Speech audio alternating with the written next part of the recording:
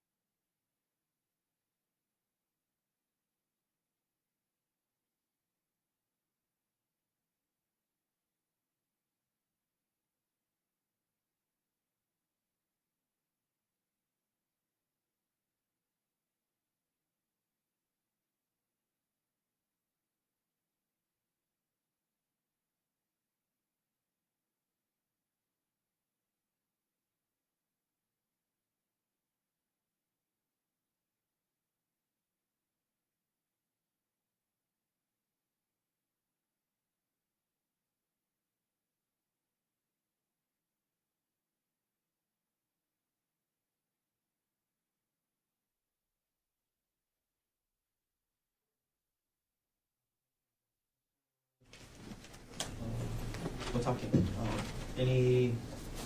Nothing further. Okay. Thank you. The subject to the record that we've made appear at the bench, Detective Inuma will be allowed, ladies and gentlemen, to provide opinion testimony to you in the field of digital forensics. You may continue. Okay. Detective Inuma, were you assigned to complete digital forensic examinations for evidence items, in this case, under HPD Report 25-110958? Yes. Which items were you assigned to complete examinations of? So there was 3 items. It was item number 42. I'm sorry, Your Honor. Can we approach again? Just, I apologize. One.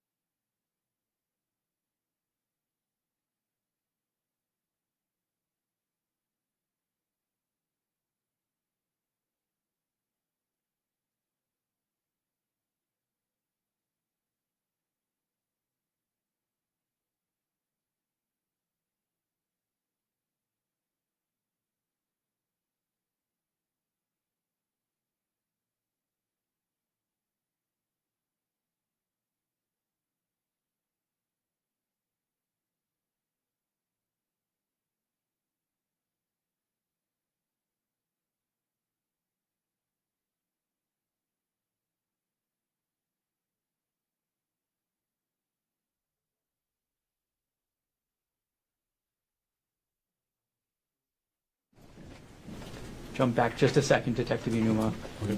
What items were you assigned to complete examinations of in this case? What item? What evidence items? What evidence item? So it was evidence item number 42, which was an iPhone. Okay. Evidence item number 43, which was a SIM card. And evidence item number 48, which was a laptop. Okay. Detective Inuma, we're going to start and go through those 3 items in order. So let's start with the cell phone, item number 42. What kind of cell phone was it? It was an Apple iPhone. And, okay. Did you use a program to try and examine item number 42, the Apple iPhone? Yes. What program did you use? It was one called Freaky.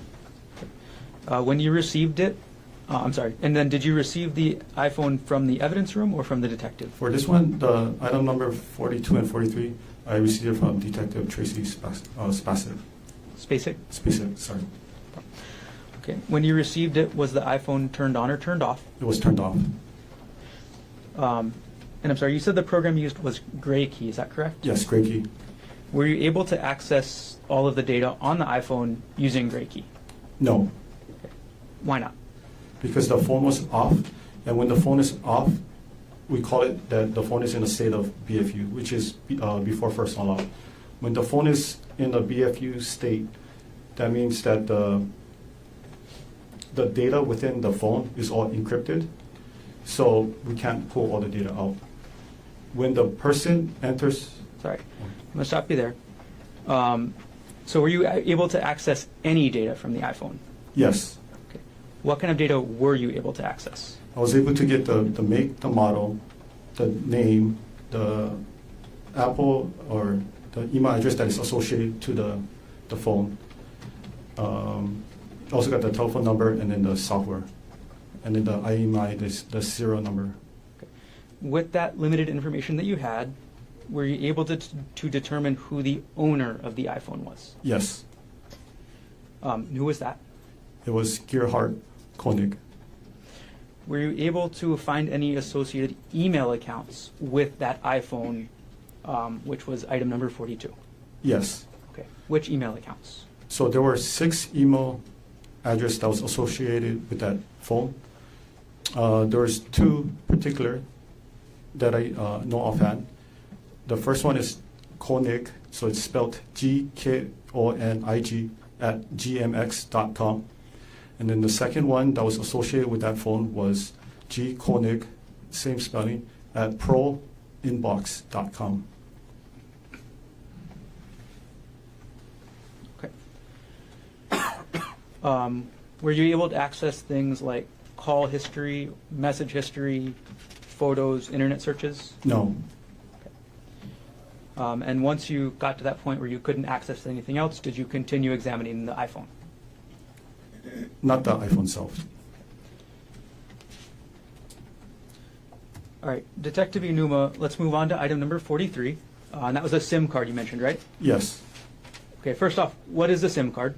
So a SIM card is basically stands for subscriber identity module. So it's the chip that's inserted inside the cell phone, which will allow you to connect to the mobile network, such as T-Mobile, AT&T, Verizon. And how does a SIM card work in an iPhone like the one that you examined? So this one was an iPhone 13 Pro. So iPhone 13 Pro is the last model from Apple that has a physical SIM card slot. Anything newer from iPhone 14 and newer doesn't have a SIM card slot. It's all electronic SIM card. So for this one in particular, it was an iPhone 13 Pro. So there's a SIM card slot, and there's an ejection port within the phone. Okay. I'm going to put on the screen next to you, Detective Inuma, State's Exhibit number 85, which is already into evidence. Okay. Could you take that wooden pointer that's against the back wall behind you, and could you point out to us what the 2 items in this photograph are? Yes. So this item over here on the left, this is the SIM card slot. And then the one on the right is the actual SIM card. So the SIM card is inserted onto this SIM card tray, which has been placed on inside the phone. Okay. And now I'm going to publish State's Exhibit number 84, already in evidence. And I'm going to zoom into the center portion of this photograph. Okay, Detective Inuma, what are we looking at this part of the photograph? So this is the part I was mentioning about. So this is where where you would insert the SIM card tray in here. And if you look at this photo right over here, you can see that the SIM card tray is not inside the phone. How do you remove the SIM card tray? So we have this tool, which is basically the SIM card removal tool, and it's about 1/2 inch long, and then the tip is very small, size of like a pinhole, and we insert it inside this hole right over here. You have to apply some force to it, and then the SIM card slot will eject. Are there any household items that can be used along with that official SIM card tool that you mentioned? Objection, Your Honor. Can we approach? Sure, come on up.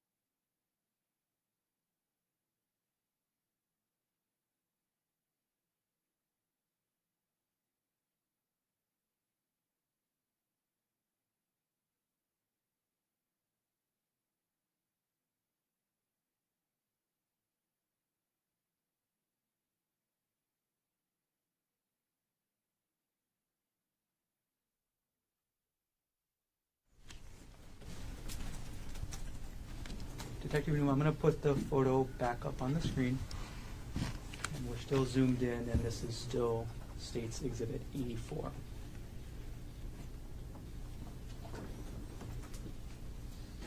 All right, Detective Newman, are there any household items that can be used along with the official SIM card removal tool to open that SIM card slot? You mean like official, or just whatever you can find inside your house? I'm Could asking be about household items here. or household items. Objection, Knox Foundation, Your Honor. It's not- If you can rephrase the question. Okay, Detective Newman, you already told us about the official SIM card tool, right? Yes, And you described it for us, right? yes. Okay. Are there any other items that can be used to do the same job that are not the official tool? Yes. Okay.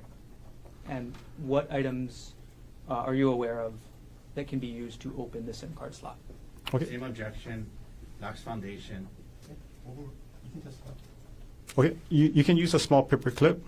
It's enough to fit into the port, ejection port.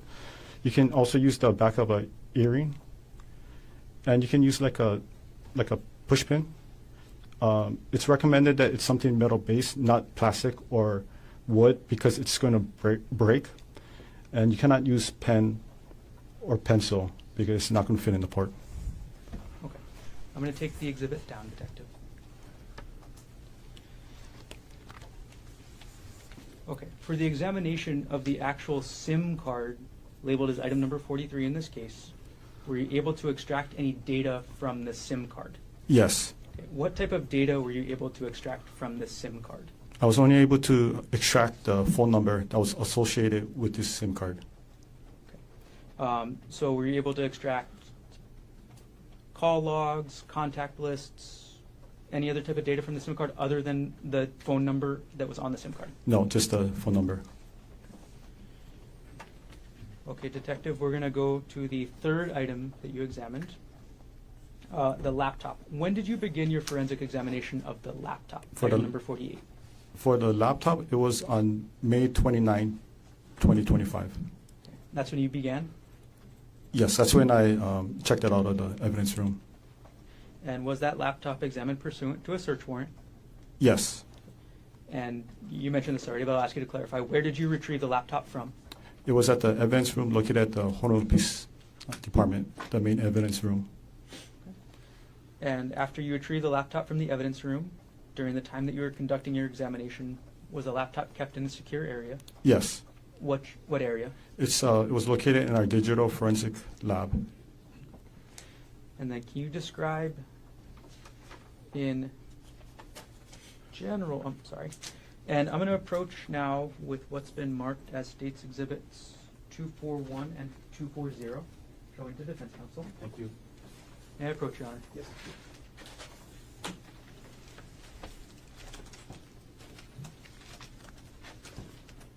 Okay, Detective Inuma, I've handed you what's been marked as States Exhibit 240 and 241. Could you take a look at those, and when you're done, look up? Okay. Do you recognize what I've just handed you? Yes. Okay, what are these? So these are photos that I took of the laptop during my my processing. Okay, and this is the laptop, item number 48, under this case? Yes. Do these photos fairly and accurately depict the laptop as you observed it during your examination in this case? Yes. At this point, the state moves 240 and 241 into evidence. Mr. Otake, No objection, Your Honor. was it marked for identification as States Exhibits 240 and 241 is received as evidence? Okay. I'm going to put each one up on the screen, Detective. We're putting up 240 onto the screen. Okay. And very briefly, could you just tell us what we're looking at? So this is the a photo that I took of the computer, evidence item number 48. So I already opened the package that was sealed with. I opened up the laptop and I took a picture. So this is how it looks like when the laptop is open. It was a silver Lenovo Yoga model laptop. Okay. And you mentioned that it was sealed? Yes. Okay. What was it sealed in? It was sealed in a brown paper bag, and it had a evidence tape. Looked like it was from a Mau PD. Okay. All right, I'm going to publish now States Exhibit 241. Detective Inuma, what are we looking at in this exhibit? Okay, so this is the inside of the laptop. So for me to start my examination process, what I did was I opened up the laptop and I have to remove the we call it the solid state drive, but it's actually common term is a hard drive, which stored the data from the laptop. Could you show us where the solid state drive is on this photograph? Yes. Right over here. Okay. Looks like you are referencing the right side of the photograph. I'll zoom in on that side. Is this the solid state drive? Yes. Okay. All right, I'm going to take the exhibit down.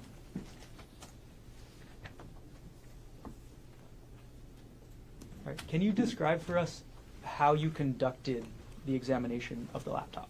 How I conducted. Okay, so once I removed the solid state drive from the laptop, I used a equipment called the Tabloid TX1.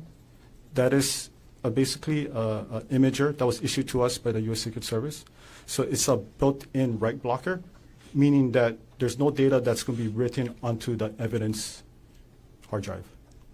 And from there, I would make an image of the hard drive and then place it onto a working copy. For images, image means in the terms of digital forensic, image means making an exact copy. So it's a bit by bit. So, for example, if you have a piece of paper with writing on it, you go to a Xerox machine, you make a copy, you get the same copy. So that's basically what the process I did to extract the data from the laptop. And you mentioned the TX1 program to do the imaging? Yes. Okay. Were you trained in the TX1 program? Yes. Were you acting in accordance with your training on the TX1 program when you imaged item number 48, the laptop in this case? Yes. And once you image or make a copy of the contents of the hard drive, Sorry, scratch that. I'm going to start the question again. Did you make an image of the entire contents of the hard drive? Yes. So once you make the copy or the image of the entire contents of the hard drive, what did you do with it? So after I made a copy of it, so it provided me with the hash, and then I look at the data on the screen, and it was a successful transfer of data, and I verified the hash. Hash is a mathematical algorithm. It's made up of both numbers and characters to show that the data wasn't changed. So if it was changed, it was tampered with, then I'll know that something is wrong with this extraction. And did the hash value of the image match what you were looking to compare it with? Yes. Okay, and once you saw that the hash values matched, what did that tell you? That it was a true copy. Okay, so now you have the hashed copy of the image from the hard drive. What's the next step in your examination? So the next step is I put it into my forensic computer, and that's where I use a software called Axiom. And Axiom is a software used to analyze data such as computer, hard drive, SD card. You can also do it for cell phones too. This is the Axiom. Is this from the magnet company you mentioned earlier? Yes. And are you certified in the Axiom software? Yes. Were there any limitations to the data that you were accessing? Yes. Okay. Were there any time limitations? Yes. What were the time limitations that you were using? So based on the search warrant, the time limitation was from December 1st, 2024 to March 24, 2025. Were there any content limitations to what you were accessing? Yes. And do you recall all of those content limitations? How does the content limitations work? So there were a total of 32 key terms that was listed in the search warrant. So I have to abide by the law to only search for key terms within the search warrant. I can't go outside the scope of the search warrant. Okay. And then how do you use the magnet software to limit the data to those time constraints and the content limitations that you just described? Okay, so for the Axiom software, so I'm the only one that has the full copy, the full access. So as soon as the Axiom software is loaded onto my computer, first thing I did was I filtered it through the date range. So on one of the toolbars, you can actually input the date. So I inputted December 1st, 2024 to March 24, 2025. And I pressed OK, and it basically filtered only to those dates. And I can't see anything outside of those dates.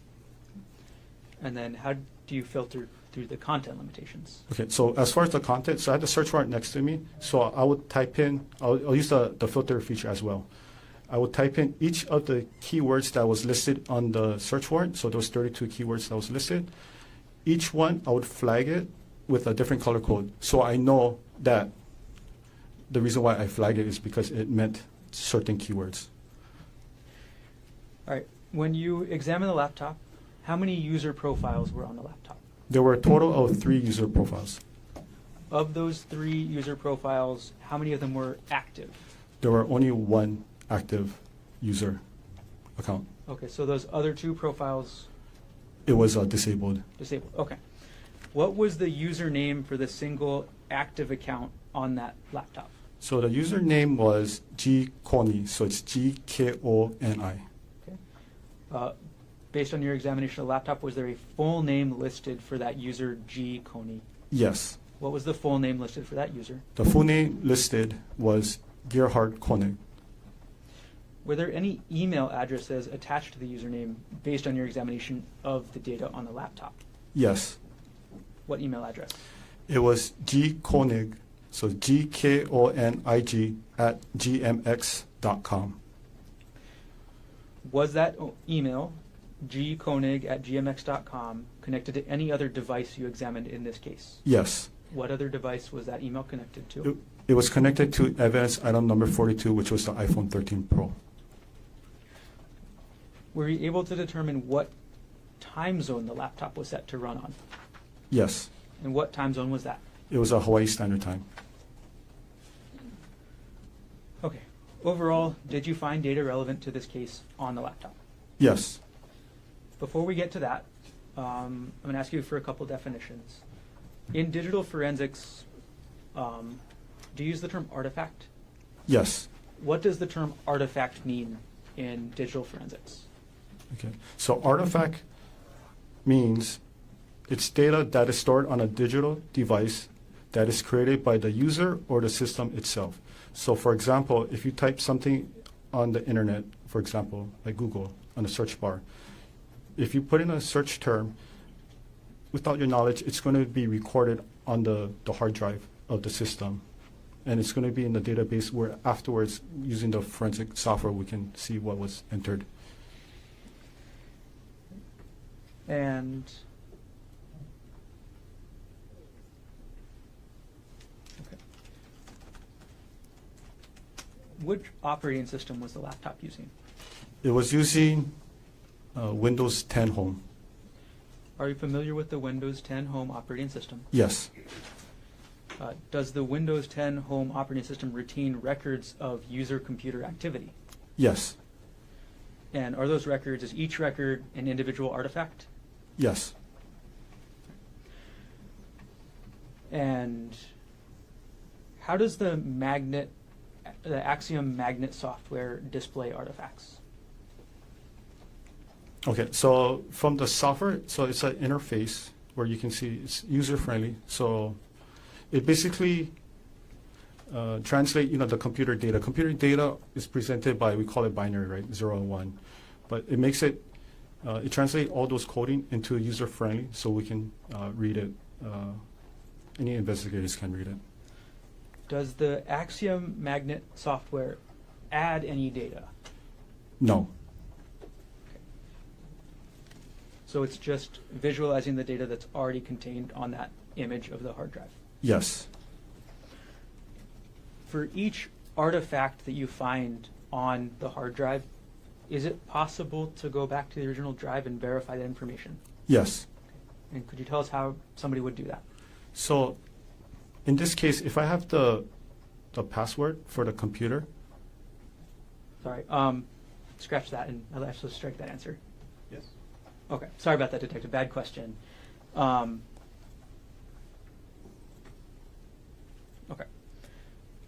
And when you look at an artifact on the laptop, is the artifact a statement of a person, or is it automatically generated data from the computer? It could be both. Okay, so it depends on the artifact. Depends on the artifact. Okay.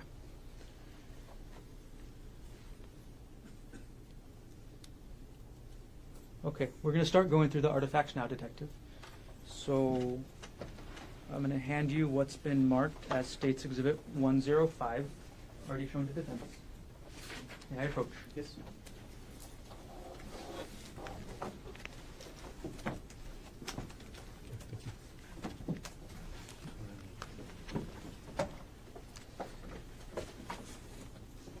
Okay, Detective Newman, could you take a look through the exhibit that I just handed you, which is again State's Exhibit 105?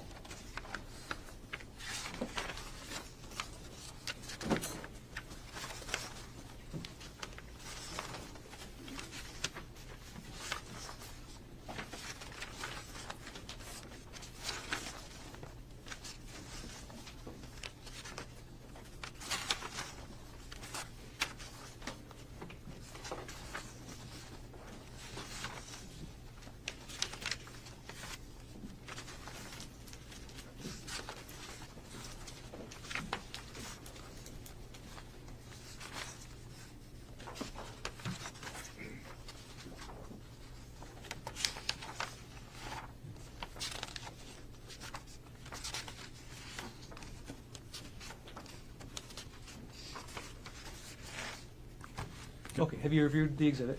Yes. Okay, do you recognize what this is? Yes. Okay, what is this exhibit? So this exhibits contain artifacts of searches on Reddit. Okay. Can I explain what Reddit is? Could you explain what Reddit is? Okay. Yes. So Reddit is an online social media platform that allows people to share content. You can ask advice, you can give advice, and you can pretty much have any kind of discussion on any topics you want. To view Reddit, you don't need an active account. However, if you want to post comment or respond back, then you're going to have an active account, which is free.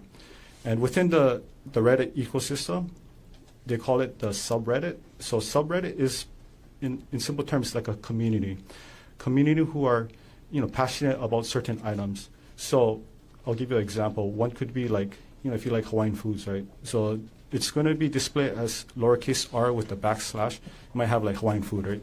So people in the community who loves Hawaiian food will talk about, Hawaiian food, lau lau, lomi salmon, all that good stuff. You're not going to have people commenting about where can I buy a new car, or they're going to have another subreddit for new cars or used cars purchases.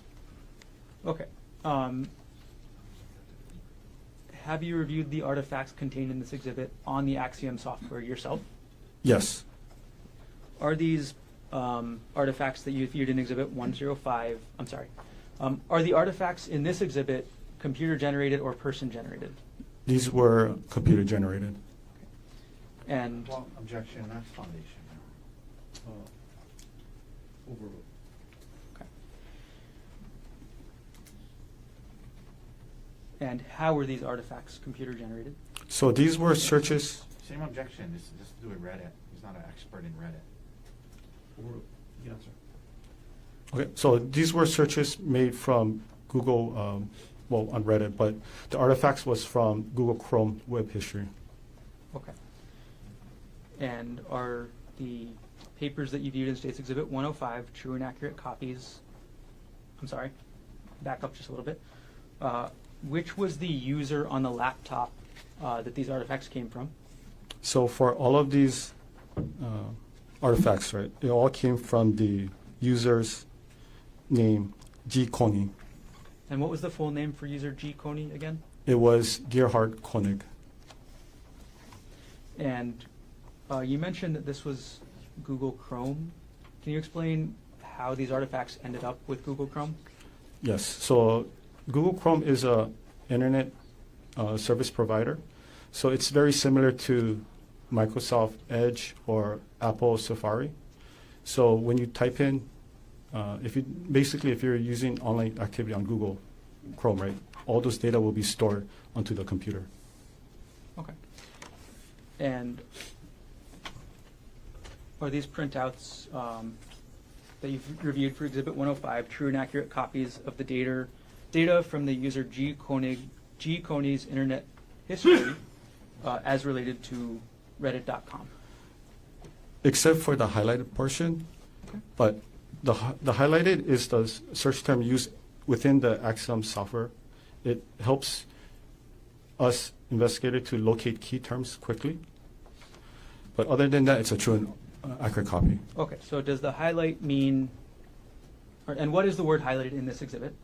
So highlight means in the Axiom software in the top right corner, it's like a global search, right? So if you're looking for any keywords or just any words in general, you just type it on there and it's going to find the word that you actually inputted onto the software, and it's going to look for any key hits. Okay. It doesn't have to include only search warrant items that was listed in the 32 items. It can be any items because I already filtered the search warrant, we call it the image. So everything within the program is, we call a lawful search. Okay. What word is highlighted in this exhibit? The highlighted word is Reddit. Okay. And does the highlight mean that word is any more or less important than any other word? No. Okay. It just means it's highlighted? Yes. And you said that other than the highlight, this is true and accurate copies of the data that you pulled from this laptop. Is that true? Yes. At this point, the state moves Exhibit 105 into evidence. Can you just approach briefly, Your Honor? Sure.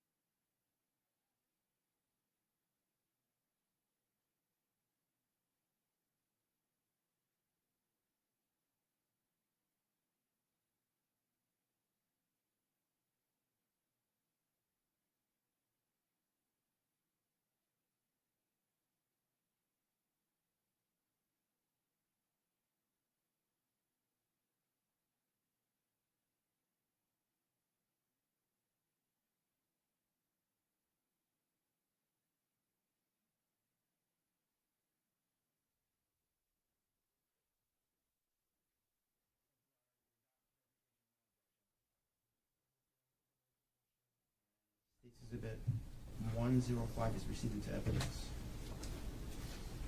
On permission to publish. Yes. Okay. I'm going to publish State's Exhibit 105, Detective. And it's on the screen now. As we start through your testimony today, I'm going to ask you to explain a lot of the information on this screen. So, first of all, in that very top line that says URL, can you explain first what a URL is? Yes, URL stands for Uniform Resource Locator. So that is like the address book for the internet. So, if you use an internet service provider, such as Google Chrome, right, in the top portion of the search box, right, the URL box, you can either type in what you're looking for, or you can put the exact address for a website, and it's going to take you to the direct website. Okay, so what is the URL that is related to this artifact? So this one, the URL was sent to the page of Reddit. Okay. And can you explain the second line that says last visited date and time? So the last visited date and time is basically when the user of this device visited this Reddit page. Okay. And what was the time that the user G. Konig visited this Reddit page? It was on December 24, 2024 at 4:34 a.m. And going to the next line, what was the title of that Reddit page? So the title was Lying Again, under the subreddit, so the community of As One After Infidelity. Okay. Scrolling down a couple lines, when it says artifact type, can you explain what that means? This basically means where the data was recovered. So in this case, it was recovered under the Google Chrome web history. Okay. And last thing I'm going to ask for this page one is under the evidence information section, there's a long string that says source. Can you explain what that long string of words with backslashes means? Forward slashes? Yes, so that's basically the file path to locate that file or that data. So I like to put it this way. So it's like a street address for a file. So if I'm trying to explain, I'll give an example, where I work, I'll be the main, the folder, right? It'll be Detective Inuma, and then my workplace is going to be 801 South Baratena Street. So when I give somebody the instruction, each instruction that I provide will be like a subfolder. So if you're coming from the west side, I'll give the direction of you drive H1 east, you take the Kinao off. That's one instruction, which is a subfolder. Then you turn right on Ward Avenue, which is the second subfolder. Then you turn right on Baratena Street, which is the third subfolder. And when you reach to the 801 South Baratena, it's going to be on the left-hand side. So that's going to be the destination, the file. I know in Hawaii we don't use street names, we use landmarks like past the coconut tree, it's on the pink house, turn right, and then my house is going to be on with the red car, right? But that's the same principle. So if you give anybody that instruction, it allows you to locate that item or that file quickly and efficient as possible. So if you follow this instructions in this source, what do you find? So if you look at the source, I'll use the pointer. And I'll actually zoom in on that one area of the photograph as well. Okay. So right here, if you look at this is the 927 gigabyte. Just to give you context, that's how much data was recovered from the overall extraction. It was a 1 terabyte drive. The user is basically the user of this laptop. So it was assigned to a user named G. Konig. And it, as you follow it down, that's the path it used to locate this data, which is under the Google Chrome, the user data, the default, and the history. Got it. Okay, thank you for explaining. Okay, Detective Inuma, I'm going to go on to page 2 of State's Exhibit 105. Okay, we're now looking at page 2 of State's 105. Can you explain what the last, and before we get any further, just to clarify, you already mentioned this maybe, all of the artifacts in this exhibit are the same type of artifact? Yes, it's all from the Google Chrome web history. Okay, so when was the last visited date and time for page 2? For this one particular, Yes. the last visit time was December 24, 2024 at 4:37 a.m. And what was the title of the page that was visited at that time? So the title was called It's Over under the subreddit as one after infidelity. And which was the user accessing this, or which user on the laptop was accessing this? So if you look on the source, it tells you the user name was Konig. Right, we're going to go to page 3 and we'll publish. Again, what time was the last visited date and time? The last visit date and time was December 24, 2024 at 4:55 a.m. Okay. Right. Publishing page 4. Could you tell us the last visited date and time of this artifact? Yes. So the last visit date and time is December 24, 2024 at 4:57 a.m. Okay. And could you tell us, if you know, there's no title on this artifact, is there? There's no title that is actually written on this side of the column, but if you just look at the URL and you follow the path, you can easily identify the title of this post. Okay. How do you identify the title of the post from the URL? So as I was mentioning earlier, so the title, it's under the subreddit as one after infidelity. So the title is after the, on this one, it's going to be the second page, right?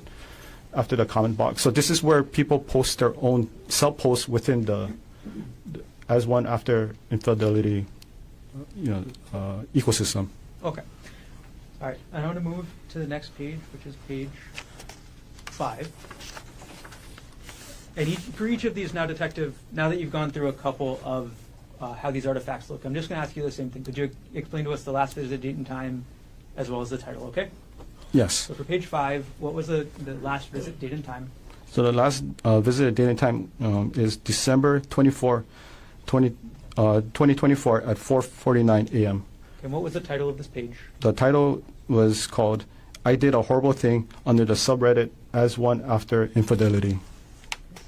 We're going to go to page 6 now, Detective. What was the last visited date and time of this artifact? So the last visit date and time was December 25th, 2024 at 3:23 a.m. Okay. And what was the page visited in this? So in this one, it was the homepage of the as one after infidelity under the Reddit website. That was the home page of this specific subreddit? Yes, this is the homepage, correct. We're going to publish now page 7 of the exhibit. Okay. Could you tell us the last visit date and time as well as the title? Last visit date and time was December 25th, 2024 at 3:25 a.m. The title for this visit was called Wives, Why Did You Do It? Under the subreddit of As One After Infidelity. Next page, page 8. Could you tell us what the last visit date and time and the page visited? Yeah, so the last visit date time is December 25th, 2024 at 3:37 a.m. And then the homepage was the As One After Infidelity. Page number 9 of the exhibit. Could you tell us what the last visited date and time is, as well as the title of this page? Yes, it was December 25th, 2024 at 3:38 a.m. The title of the page is Peer Support, Advice, and Removals under the subreddit of As One After Infidelity. We'll now publish page 10 of the exhibit. Could you tell us again last date and time as well as title? Yes. So it was visited on December 25th, 2024 at 3:38 a.m. The title of this is I Understand, But I Don't Understand under the subreddit As One After Infidelity. We're going to go to page 11, Detective.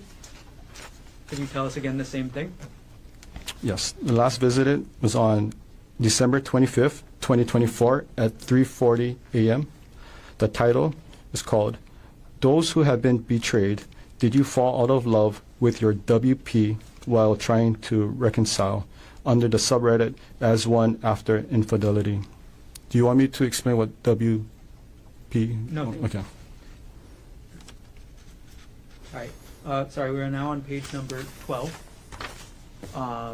Could you explain the last visit date and time as well as what page was visited? Okay. The last visit date time was December 25th, 2024 at 3:44 a.m. And this was the homepage of the subreddit as one after infidelity. Publishing now page 13 of the exhibit. Could you tell us the last visited date and time as well as the page that was visited here? Yes, it was December 25th, 2024 at 3:44 a.m. The title is called Surviving Infidelity. Is this the same subreddit we mentioned, or is this a different one? This is a different one. So the subreddit for the community is called Surviving Infidelity. Okay. Moving on to the next page, page 14 of this Exhibit 105. Could you tell us the last date and time as well as the title?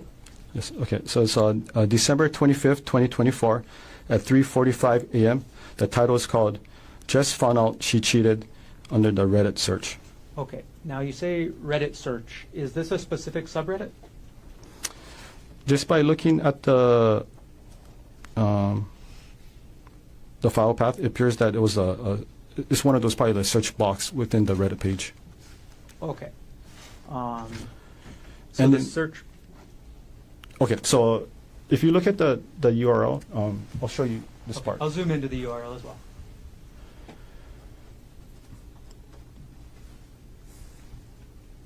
Okay. Could you explain for us how the search affects any of this? Yes. So for this part, if you look at the word or the letter Q, Q stands for query.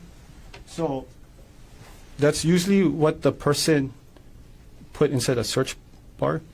Doesn't mean that they actually inputted the entire sentence. For in this case, right, it says just found out she cheated. It's like, when you use Google, when you start typing in certain words, you have a drop box that tries to predict what you're trying to type. So that's basically what it is. So I don't know if the user of this device actually wrote the entire sentence or just put just and then you got one of those drop box. Got it. Okay. Thank you for clarifying. I'm going to take the zoom in down and move on to page number 15 of the exhibit. Okay, Detective Inuma, could you tell us the last visited date and time as well as the title of this post? Okay. So it was last visited on December 25th, 2024 at 3:45 a.m. The title is My parenthesis 35M parenthesis wife parenthesis 32F parenthesis cheated on me 2 years ago and I forgave her after she signed a postnum. But now I found out she didn't give me the full story and am strongly considering divorce again with the benefit of the prenup. How can I learn to trust her again? And this is under the subreddit relationship advice. Got it. So this is the same two subreddits we've already mentioned or a different one? So this is a new subreddit, a different community. Okay.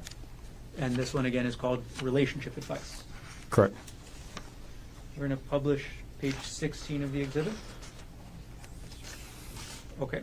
Could you tell us the last visited date and time as well as what page was visited? Yes, it was on December 25th, 2024 at 2:15 p.m. and it was visited the homepage of As One After Infidelity.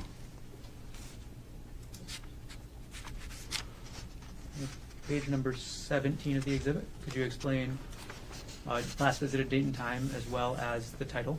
Yes, so it was visited on December 25th, 2024 at 2:16 p.m. The title is called Expecting More Disclosure under the subreddit As One After Infidelity.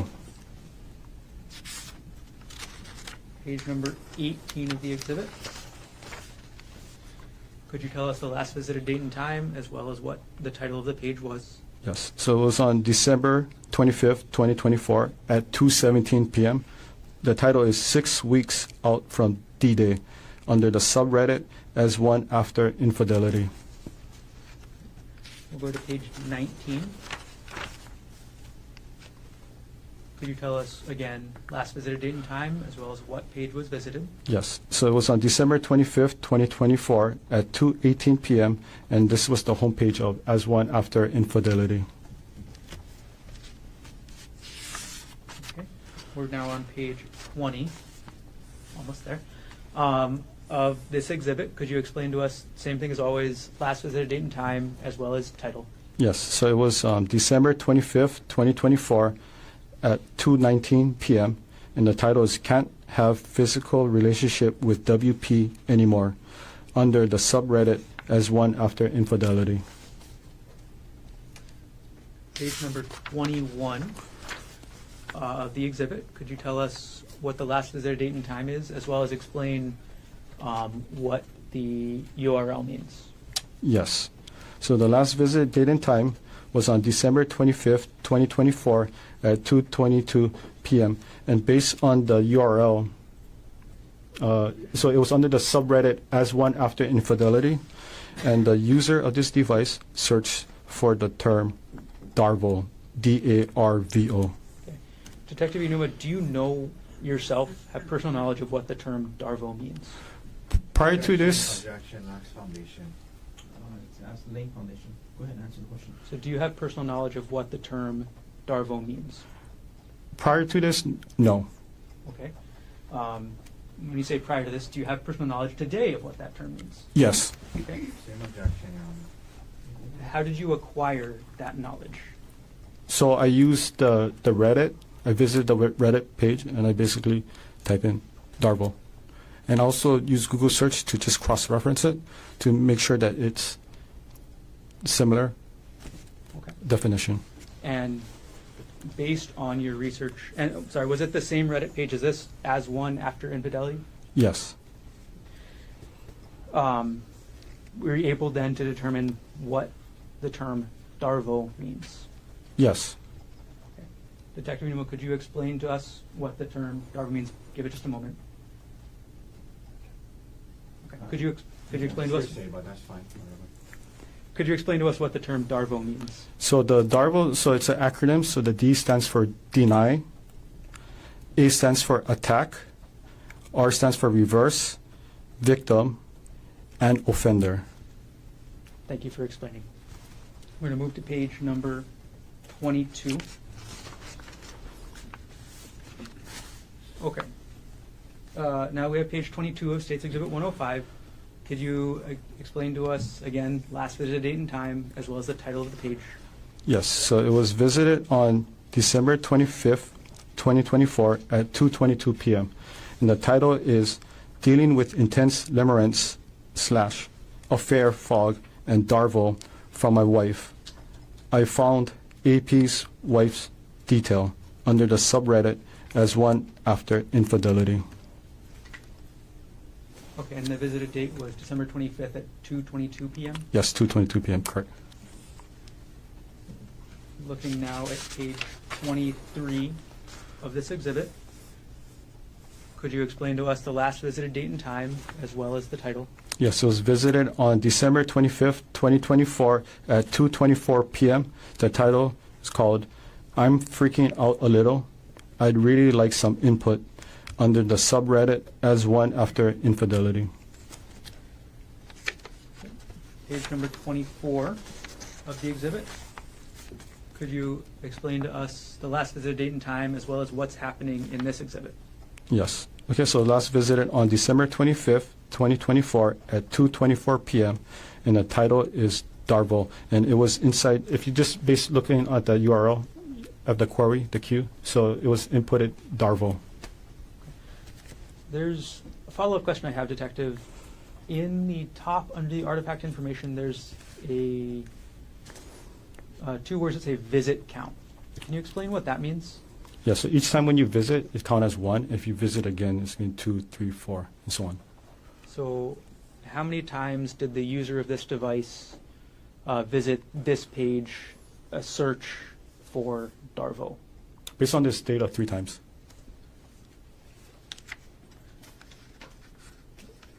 Moving on to page number 25, could you tell us the last visited date and time, as well as what page is being visited. Yes, so it was visited on January 15, 2025 at 9:35 a.m. And the visited page is the as one after infidelity. Okay. Now, could you explain to us, Detective, I see that there's a transition type and it says typed under the fourth line in this artifact information. Could you explain what that means? Yep, so the user of the device likely type in the URL. And last page of this exhibit, could you explain to us the last visited date and time, as well as what page was visited? So the last visited date and time was on January 15, 2025 at 9:36 a.m. It was under the Reddit. The title is called Reddit Dive Into Anything. Okay.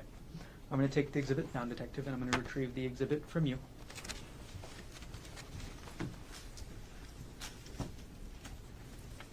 I'll hand the exhibit to the clerk.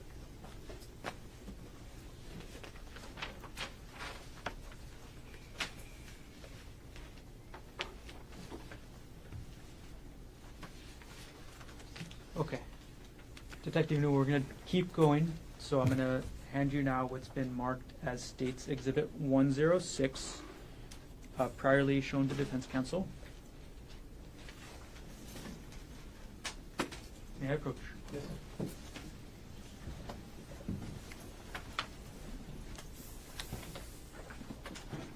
Okay, Detective Unuma, I've handed you what's been marked as State's 106. Could you take a look through real quick and look up when you're done?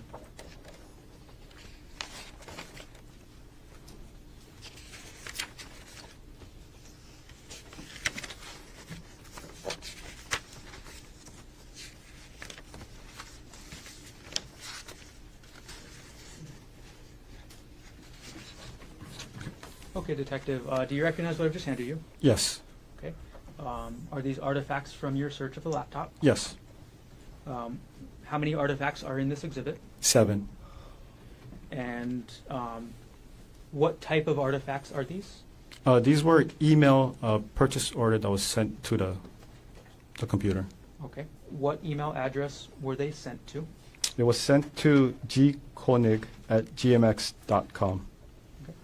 And that's the previous email you mentioned as being associated with both the computer and the iPhone, is that correct? Yes. And when you said they are purchase orders, are they receipts? Yes, it's a receipt. And are these true and accurate copies of the artifacts you found on item 48, the laptop with the username Konig? Yes. Okay. And again, is there anything highlighted in these artifacts? And this one, no. Okay. At this point, the state would move to admit State's Exhibit 106. No objection. It was marked for identification as State's Exhibit 106 is received into evidence. Okay. I'm going to publish up on the screen, Detective. I'm going to try and move quicker this time. Who is, and this is page 1, who is the email from, or what email address is the email from? So the email address is from audible.com. So audible.com is an online, like a digital book service where you can purchase pretty much any books, and then they'll send you a way to download the books digitally, and you can actually hear the person reading to you rather than you read it yourself. Okay. And this email came in on what date again? It was on December 12, 2024 at 1:01 p.m. Okay. And could you point us to where the title of the book that was downloaded was on the page? Yeah, so the title of the page is right over here. It's called The State of Affairs. It's by author Esther Perel. All right, Detective, I'm going to go through each of the 7 pages, and I'll ask you the same couple questions each time. Actually, I'll ask you 2 questions. What was the date of the email, and then what was the book, okay? Okay. All right, going to page 2 of the exhibit. What was the date of the email? So it was sent on December 18, 2024 at 9:30 a.m. And the title of the book is After the Affair, 3rd edition by author Janice Spring. Okay. We're going to go to page 3 of the exhibit. What was the date of this email? So the date is December 18, 2024 at 11:48 a.m. The title is called How to Help Your Spouse Heal from Your Affair by author Linda MacDonald. We're going to go to page number 4 of the exhibit, Detective. Could you tell us the date as well as the title? Yes, so it's the date is December 18th, 2024 at 2:04 p.m. The title is called How to Help Your Spouse Heal from Your Affair by author Janet Bloom. Page number 5. Could you tell us the date as well as the title? Yes, the date is December 27, 2024 at 4:01 p.m. The title is called Getting the Love You Want by author Harville Hendricks. Page number 6.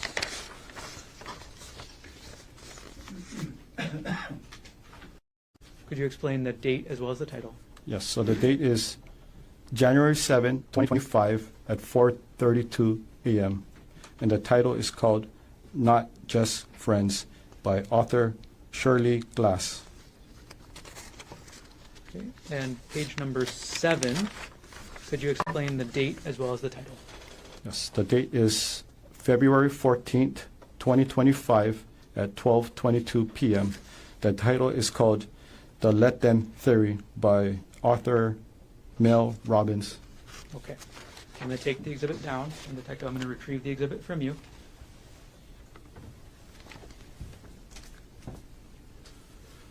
Okay.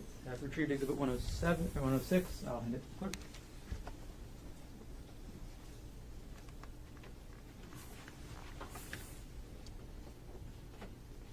Okay. Detective Newman, I'm going to approach her now with State's Exhibit 107, previously shown to Defense Counsel.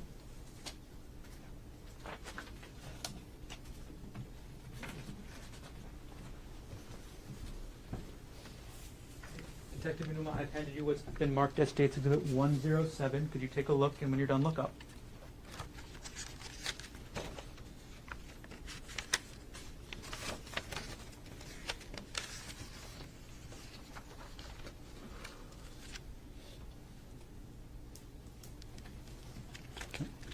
Okay, could you, do you recognize what I just handed you? Yes. Okay, what is this? So this is part of the email file that was sent to the computer.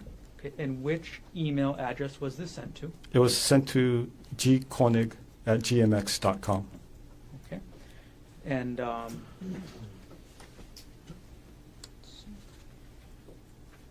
is this artifact a true and accurate copy of the email you found addressed to gkonig@gmx.com from item number 48 in the laptop you examined? Yes, except for the highlighted portion. Got it. So there are highlights to this exhibit? Yes. Okay. And as you explained earlier, do the highlights mean anything? No. Do they mean that the highlighted word is more important or less important? No. Okay. All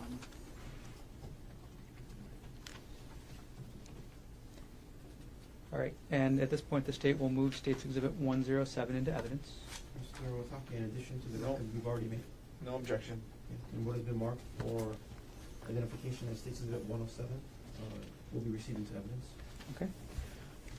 All right, Detective, I'm publishing State's Exhibit 107. We're on page 1 here. Could you explain who the email is from? Yes. So the email is from Walmart.com. Okay. And one more time, who the email was addressed to? It was addressed to or sent to the email gkonig@gmx.com. Okay. And the email may speak for itself a little bit here, Detective, but what is the email about? It's a notification informing the user that your package has arrived. Okay.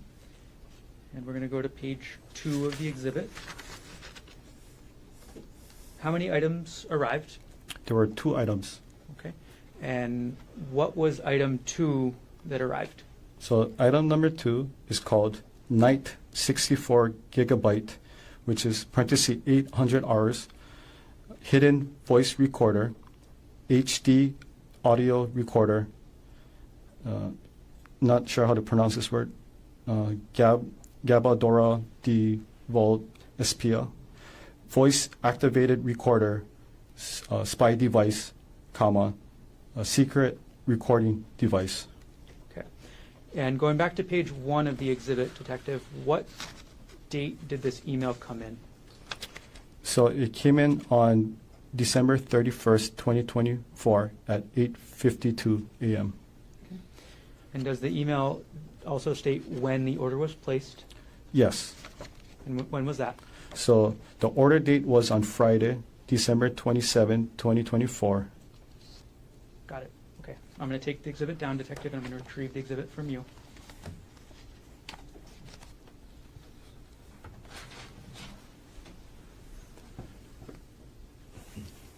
And I'll hand State's Exhibit 107 to the clerk. We've been going long, but I think we're okay, we'll just continue a little bit. We'll take one recess this morning. No problem. Thanks for checking. Okay. Detective Inuma, I'm going to do 2 for 1 right now. I'm going to approach with what's been marked as State's Exhibit 108 and 109, previously shown to Defense Counsel.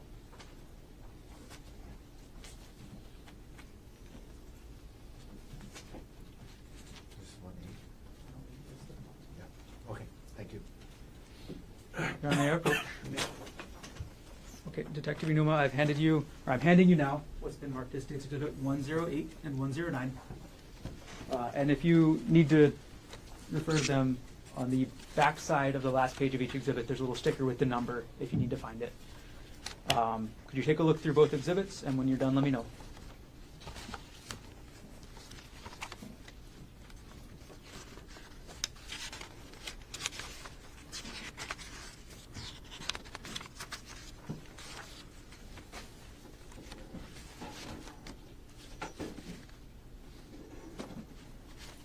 Okay. Okay, let's start with Exhibit 108. Detective, do you recognize what that is? Yes. Okay. What is that artifact? So it's an email. Okay. Who was the email from? So the email is from a user, G. Konig at proinbox.com. Is that one of the emails you mentioned earlier? Yes, it was one of the email that was associated with the iPhone 13 Pro, evidence item number 42. Okay. And who was the email addressed to? It was addressed to a person by the email, just by looking at the name, Andrea Miller at, I think it's like KYNDRYL.com. Okay. And this exhibit states Exhibit 108. Is that a true and accurate copy of the artifact that you observed during your examination of item number 48, the laptop in this case? Yes. At this point, the state moves Exhibit 108 into evidence. Mr. Otake. No objection, Your Honor. With the mark for identification as State's Exhibit 108 is received into evidence. And Detective, could you take a look at 109 that you have as well? Yes. Do you recognize what this is? Yes. Okay. What type of artifacts are these? So these were email, like a purchase from LinkedIn. LinkedIn. Okay. And where did you find these emails on the computer? Oh, it was in the email file. Okay, sorry. Who were the emails addressed to? It was addressed to the email address G. Konig at proinbox.com. Okay. And how many pages are in this exhibit? Um,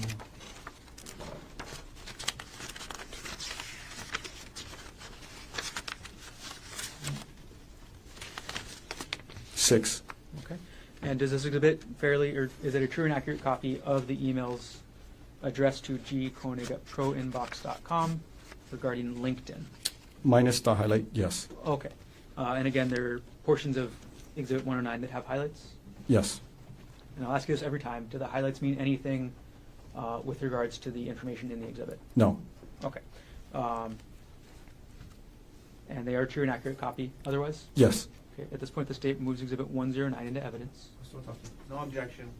What has been marked for identification as State's Exhibit 109 is received into evidence. Okay. Detective Inuma, we're going to publish 108 on the screen. Okay. And could you tell us who this what email address, or could you show us on the screen which email address this came from? Okay. So the email address came from the user, well, under Gerhardt Konig, under the email address gkonig@proinbox.com. And what date and time was the email sent? It was sent on December 6, 2024 at 8:24 a.m. And who was the recipient, or what email address was the recipient of the email? So it's andrea.miller@kyndryl.com. And what was the subject of the email? The subject was titled, "Your Judgment, Jeff." Okay. I'm not going to ask you to read the whole email, Detective, but to publish it, I will leave it up on the screen for a few seconds, if that's okay. Okay.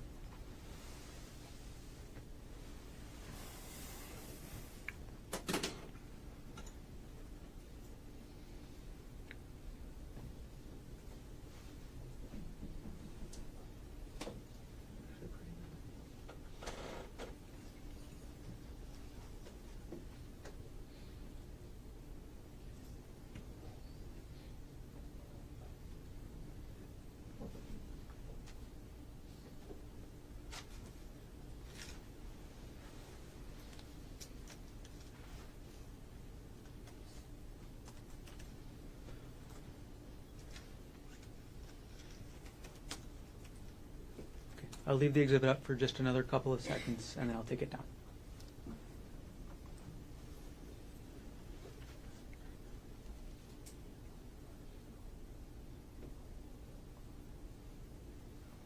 Okay, I'm going to take down State's Exhibit 108. Okay, Detective Inuma, I'm going to retrieve the exhibits from you now. Both of them. Oh, okay. They'll hand 108 and 109 to the clerk.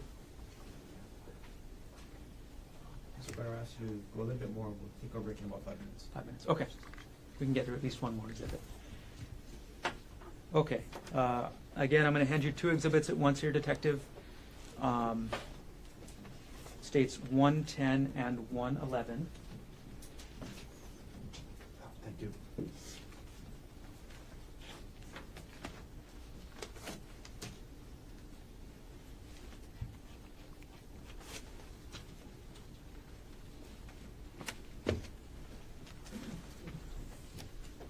Okay, Detective. I've handed you States 110 and 111. Could you take a look at those for us?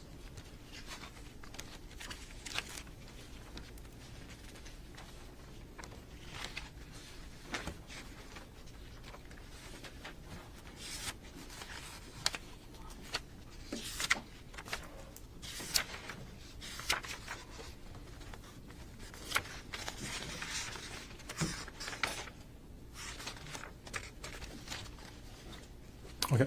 Okay. Do you recognize what I've just handed you? Yes. Okay. What are these? So these are artifacts of the searches that was made on the computer from Google searches regarding hikes. Okay. You said these are artifacts regarding hikes?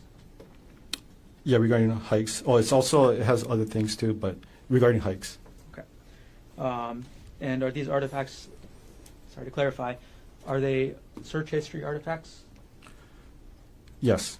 Okay, and what is the date range of these search history artifacts? So so it's from February 28, 2025, and then the last one is March 4th, 2025. Okay. Are these true and accurate copies of the search history artifacts related to hiking that you found on item 48, the laptop with the username G. Konig? Yep. So the first one, that's one I highlighted during my search under my report. The second one, it's highlighted, Okay. and again, it doesn't mean anything. The highlights again don't mean anything? Correct. Okay. So other than the highlights, are they true and accurate copies of the artifacts you found on the laptop? Yes. Okay. At this point, the state moves exhibit 110 and 111 into evidence. Mr. Otake, No objection. please mark for identification as states exhibit 110 and 111 will be received into evidence. Okay. Detective Numa, I'm going to publish states 110. Okay, could you explain to us what we're looking at? Okay, so this is what I use for the Axiom software. So I filtered it, and if you look at it, these are all search history relating to hikes. That was, the search term was provided from the search warrant. Okay. And we're going to move on to State's Exhibit 111. And we're going to go through each page here, Detective. So could you explain to us, going from the stop, so page 1 of Exhibit 111, what is the search term? The search term for this was Maui secret hikes. Okay. And how does the software pull that search term? So it was, the artifact was from the Google search database. And as far as the, I was explaining earlier, if the person actually typed it in or if was it one of those Dropbox. So as you can see, is as Q as in query. So the person had to type in Maui first, and then afterwards it's going to have a Dropbox. But in this case particular, it tells you over here the original search inquiry was Maui secret hikes. Okay. And could you point out to which area it said the original search query was? Yeah, right over here. And again, just to remind us one more time, what user on the laptop is putting this search query in? So it's under the user G phone. Okay. And what date and time was this search done? It was done on February 28, 2025 at 2:55 p.m. Okay. Detective Newman, we're going to go to page 2 of the exhibit. Could you tell us the date and time as well as the original search query for this page? Okay. The date and time is February 28, 2025 at 3:13 p.m. The original search query was secret hike Waikamoi Falls. Right. We're going to move on to page 3, Detective. Could you tell us what the date and time of the search was, as well as the search query? Okay, so the date and time was February 28, 2025 at 3:17 p.m. The original search word was best hikes on Oahu. We're going to go to page 4. Detective, are we still looking at a Google search for page 4 of this exhibit? Not this one. Okay. Could you tell us then the last visited date and time of this page, as well as the title of the page? Yeah, so this is the website called alltrails.com. The last visited daytime was February 28, 2025 at 3:17 p.m. The title of this is called 10 Best Trails and Hikes in Oahu by All Trails. Detective, we're going to go to page 5 of the exhibit. Could you tell us what sort of website we're looking at with this artifact? So this is a YouTube video based on if you look at the URL, it's youtube.com, and it's a video file. Okay, and what date and time was this YouTube video last visited? It was February 28, 2025 at 3:30 p.m. and the title was called Easy Hike on Oahu, Makapu'u Lighthouse Trail, and it's a YouTube. Page 6 of the exhibit, Detective. What are we looking at with this page? So it's another YouTube video. It was visited on February 28, 2025 at 3:30 p.m. The title is called The Top 10 Easy Oahu Hikes for Everyone, Hawaii YouTube. Okay. Move on to page number 7 of the exhibit. What type of web page is this, Detective? So this is a Google search. So the person typed in the word. Okay. And what was the original search query? So the original search query was difficult. Okay. And what was the ultimate search term? So the search term was difficult hikes Oahu. Okay. How do you get from that original search query, difficult, to the search term, difficult hikes Oahu? So that's one I was mentioning earlier in the Google search bar. When you start typing in, for this example, difficult, and you're going to have all these drop box that tries to predict what you're trying to type next. And what date and time was this search about difficult hikes Oahu done? It was done on February 28, 2025 at 3:31 p.m. couple more pages, Detective, to page 8 of the exhibit. What kind of website is this? So the website is called journeyarrow.com/Wahoo-hikes. And what date and time was this visited? It was visited on February 28, 2025 at 3:36 p.m. And could you explain what the transition type link means? So the user probably clicked on some kind of website that took them to this page. Okay. Page number 9 of the exhibit, Detective. What website are we looking at? What's the last visited date and time? What's the title? So the last visited was on February 28, 2025 at 3:36 p.m. The title of this webpage is called The 35 Best Hikes on Oahu, The Ultimate Guide. And what does the URL say? So the URL said that this was under the the Stairway to Heaven Oahu, Hawaii webpage. All right, and last page of the exhibit, Detective. What is the website we're looking at? And what is the title and what is the last visit date and time? Okay, so it was last visited on March 3rd, 2025 at 7:19 a.m. The title of this page is called Palipuka Hike on Oahu, Hawaii, The Hiker's Guide. Okay. All right, I'll take the exhibit down, Detective, and I'll retrieve the exhibits. Can we pause here, Mr. Murray? Yes. Okay. Ladies and gentlemen of the jury, thanks for hanging in there. It's a long morning session. We'll take our morning recess. We'll come back shortly after 11 o'clock. We'll go as far as we can before we take our lunch break. Leave your notebooks on the chair. All rise.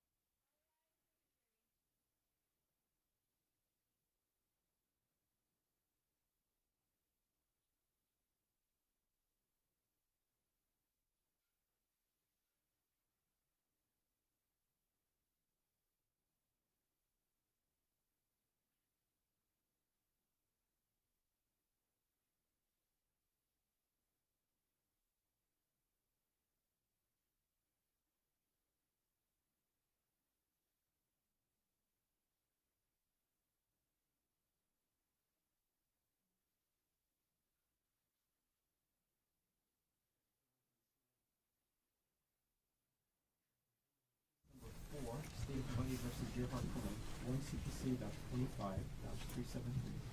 Dr. Konig is present in court with all 4 counsel of record. All jurors are back in the courtroom, and Detective Inuma is still on the stand under oath. Ladies and gentlemen, thank you for your patience. Mr. Garner, you may continue on with your direct examination. Thank you. Okay, Detective, first thing I'm going to do is I'm going to retrieve the exhibits that are left up on the stand from before the recess. I can take the photos. I'll hand them to the clerk.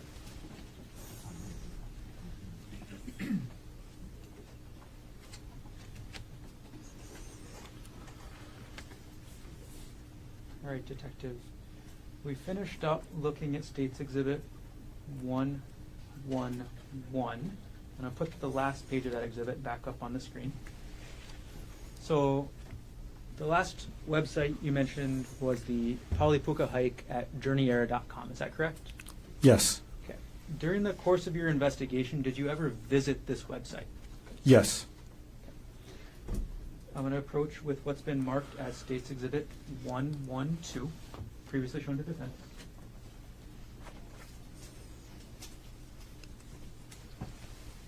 Could you take a look at State's Exhibit 112? And as you do that, I'll take 111 off the screen.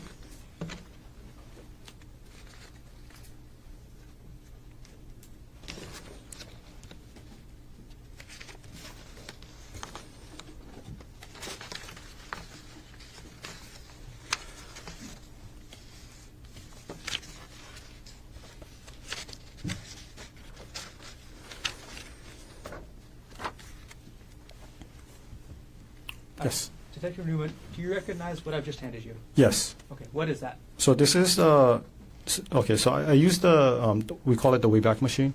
So Wayback Machine is an online website that allows the user to go back in time to visit a certain, or it can be any website, right? And it's like an internet archive, and it creates an accurate snapshot of what that website appeared on that particular date and time in history. And this is the it's run by a nonprofit organization, and we use it in our industry. This was also brought up to us by the NCFI, the National Computer Forensic Institute, if you want to go back on the website and see what it looked like. Okay.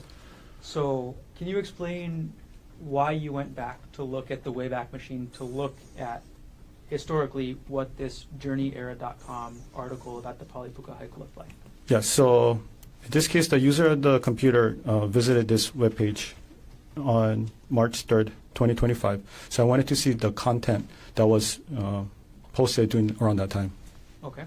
And how did you use the Wayback Machine to view the content as the user would have seen it on March 3rd, 2025? Okay, so I used 2 different dates, right? So one was, occurred prior to the search, which was on January 14th, 2025. And I used another a key point was April 26, 2025, to see if there were any changes on the website. Okay, so you said these 2 different dates. Are those different dates that the Wayback Machine archived that website? Yes. Okay. And did you then compare the content on those 2 different dates? Yes. Okay. Was there any difference between the content between the January 14th, 2025 date and the April 26th, 2025 date that website was archived? No, they're the same. And which date then do you have up there with State's Exhibit 112? So this one, it was from the January 14th, 2025. Okay. So the archived copy of this website about the Polypuka hike you have from the archive date of January 14th, 2025. Yes, correct. Okay. And is this a true and accurate copy of the archived copy of that website on that date? Yes. And you mentioned that you use the Wayback Machine in your work. Can you explain that? So anytime if we have, doing investigation and we just wanted to do further investigation what the person was possibly looking at on a particular website, this is the website we'll use to go back in time and see what the person saw. Is the Wayback Machine commonly used in the field of digital forensics? Yes. Is it known to be accurate in the field of digital forensics? Yes. At this point, the state will move to admit Exhibit 112 into evidence. Mr. Otake. No objection. would have been marked for identification as States Exhibit 112 is received. Okay. Detective Munuma, I'm going to publish States Exhibit 112 onto the screen.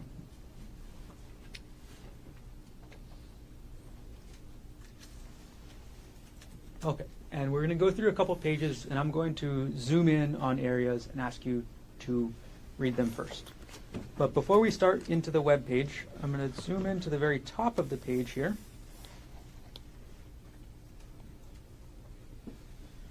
What is that part of the web page? Okay, so this is the URL from the Wayback Machine. So this is basically, it's indicating that this is the website I visited. And in the date, that 2025, it's going to be November, or was it January 14th? So that's the date that it was able to capture for this exhibit, So for the website. 2025-01-14. 0114. That's the archive date. Yes, correct. Okay. I'm going to take that down. And we're going to go to page 2.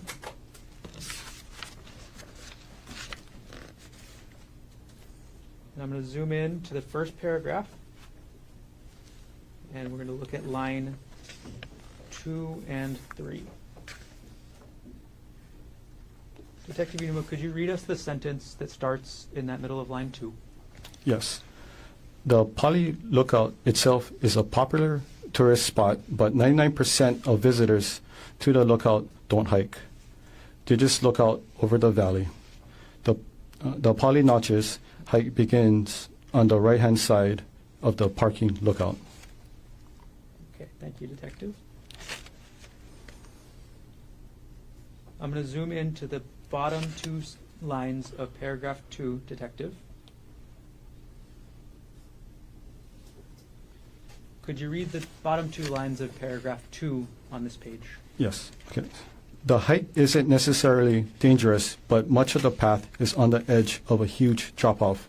Does that make it dangerous? You decide. Okay. I'm going to remove that zoomed area. Right. We're going to move on to page 3, Detective. All right. I'm going to zoom Your in. Honor, for purposes of completeness, can we go back and zoom in on the last paragraph? I have no objection. Go ahead. All right. I'll zoom in on the last paragraph, Detective, Okay. and we will have you read that to us as well. Okay? Yes. The path is wide enough that there is no real risk if you watch your footing and play it safe. If you want to look out at the amazing view, it's best to stop walking and enjoy it while you have a steady position. Thank you, Detective. We're going to move on to the next page, page 3. Could you, I'm going to zoom in on the text that's on the bottom of the page. If you could read that to us. Okay. The trail heads straight up the hill in the undergrowth and then spits you out on the edge of the cliff with a huge drop-off. You then walk along the cliff. Okay. We'll move to page 4. And could you finish the sentence you were just reading? Yes. Edge, watching your step carefully. Okay. Anything else in this paragraph? Yeah, I made the whole paragraph for completeness. Thank you. Detective, I think we're just going to have you go through and read The whole thing. each paragraph for us. Okay. But I'm going to let you know that I'm zooming in so that everybody can read along with you, okay? Okay.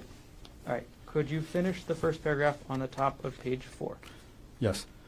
From the first viewpoint, you can see Kaneohe, the Politanos, and even Chinaman's hat on a clear day.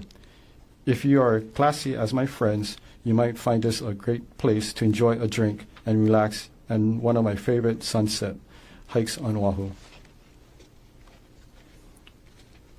You now continue on in search of the puka. Keep following the trail, and another 5 or so minutes will bring you to the hole in the rock.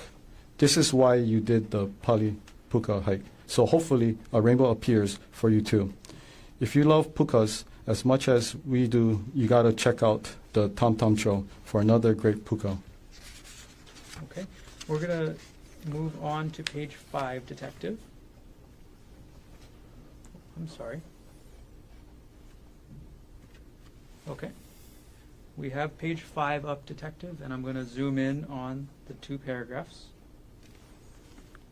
Okay, so it's going to be keep climbing Palipuka for the sunset spot. If you continue on now, the path will lead into the trees.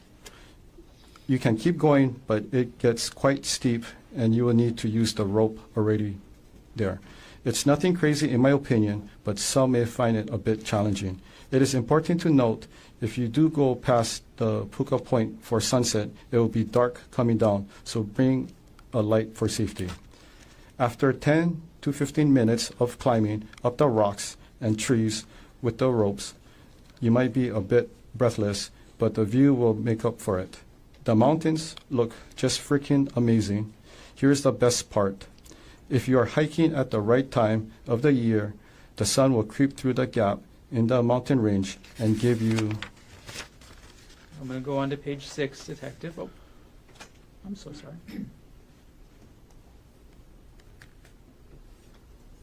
States. We're going to put 112 back up on the screen.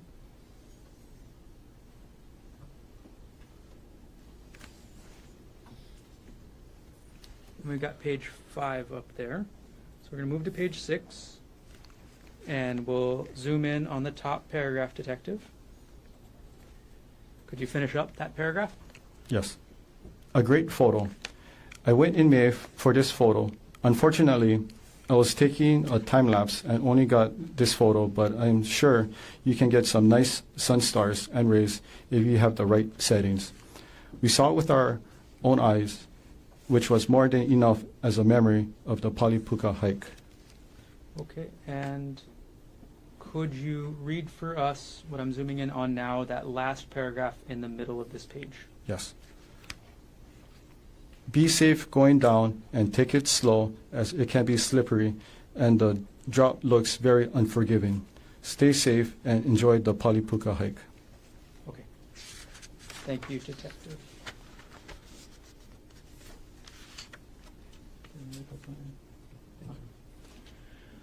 Okay. Detective Inuma, I'm going to take the exhibit down from the screen, and I'm going to retrieve it from you. Thank you. I'm going to hand 112 to the clerk. And to move things along, Detective, I'm just going to hand you State's Exhibit 113, as well as... I'll just start with 113, actually. State's Exhibit 113, showing to Defense Counsel. Thank you. May I approach? Yes. Okay, Detective, could you take a look at State's Exhibit 113? Let us know when you're done.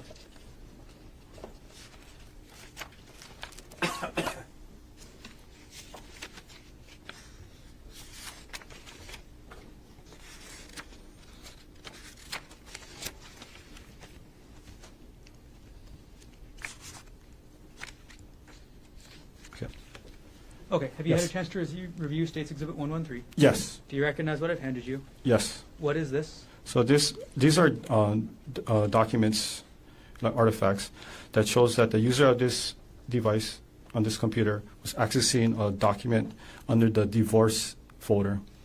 Okay. Is this an artifact or the actual document? This is just artifacts. Okay. And are these artifacts generated by the computer automatically? Yes. And are these true and accurate artifacts that you found on the laptop, item number 48, as you did the examination about access to documents involving divorce? Yes, except for the highlighted portion. Okay, and same thing with the highlights, they are just a search tool? Just a search tool. Okay, so they don't mean any words more or less important? Yes. Okay.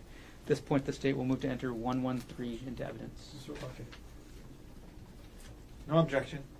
When the mark for identification as State's Exhibit 113 is received into evidence. Okay, Detective, I'm going to publish States 113.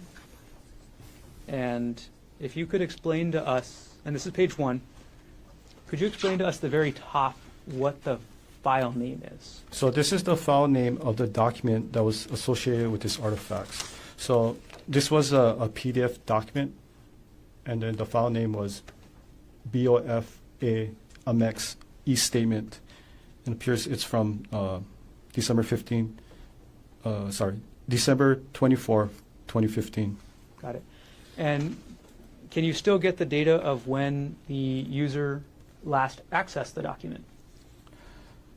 The user last accessed on December 14, 2024 at 10:45 p.m. Okay. And could you explain to us the file path of how to find this document on the laptop? Yes. So the file path is from the user G. Konig, and then it used the application Dropbox, and then it's under the folder of JPR Divorce 2016-04 Hearing Supportive Document, and then that's the actual document. Got it. Okay, so that's the direction you would take on the computer to find that file. Yes. Do you want me to explain what a Dropbox is? Could you explain what Dropbox is? Yes. Okay, so Dropbox is a online, like a backup server, like a cloud storage. It backs up your files and folders from your computer or your phone. You can access it anywhere you want as long as you have internet connection and you have the account access. You can also do it offline.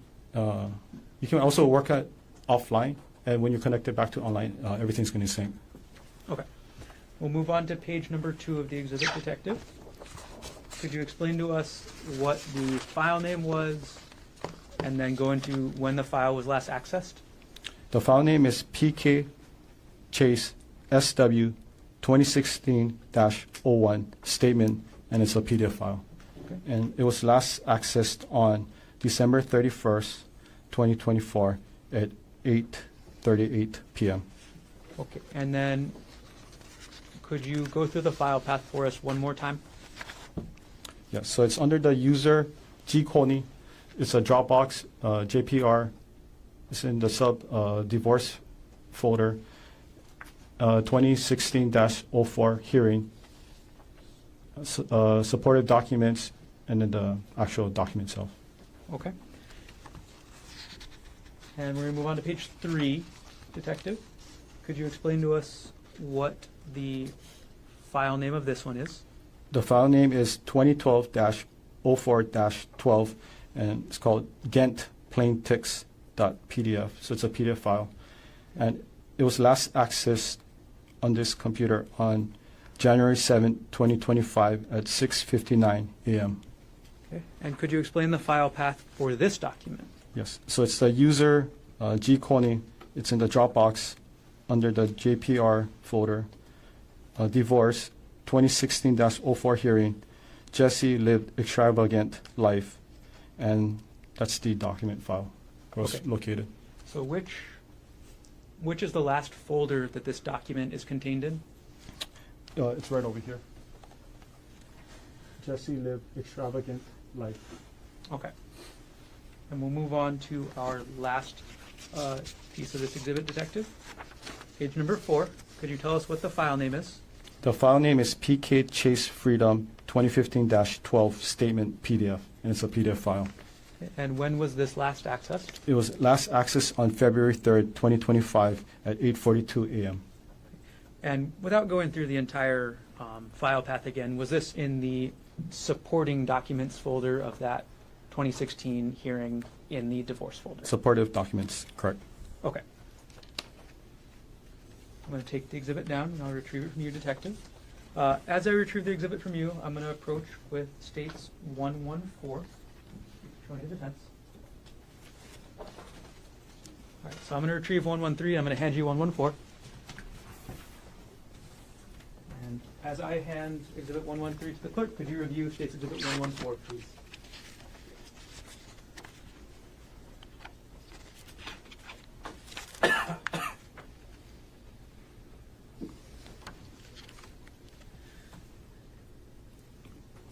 Yes.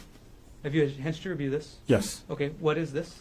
So this is a Word document file relating to a 2018 tax created from the user G. Konig. Okay, so this is the first time that you've testified this morning about a Word document, is that right? Yes. Okay. Does the Word document show an author? Yes. Who was the author according to the metadata?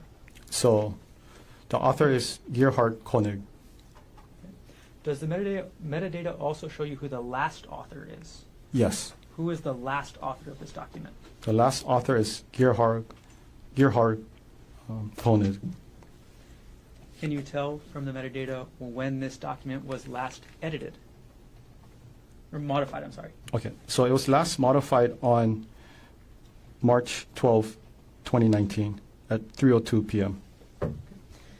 And is this, is there any attachment to the metadata page for this exhibit? Yes. Okay. And is the attachment a portion of the entire Word document? Yes. Is this a true and accurate copy of, again, that portion of the Word document along with the metadata that you found on the laptop, item number 48 So in this case? okay, so for the Word document, it was highlighted and it was redacted. Okay. What kind of information was redacted? It was a Social Security number. Okay. So other than the Social Security numbers being redacted, is the content of the Word document a true and accurate copy? Yes. And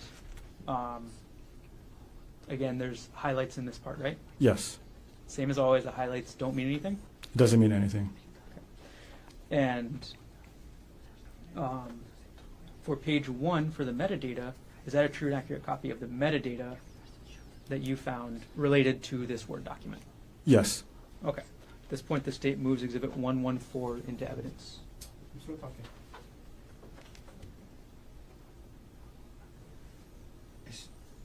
Well, maybe, can we approach, I don't want to do a speaking objection. Of course, come on up. It's just part of the document.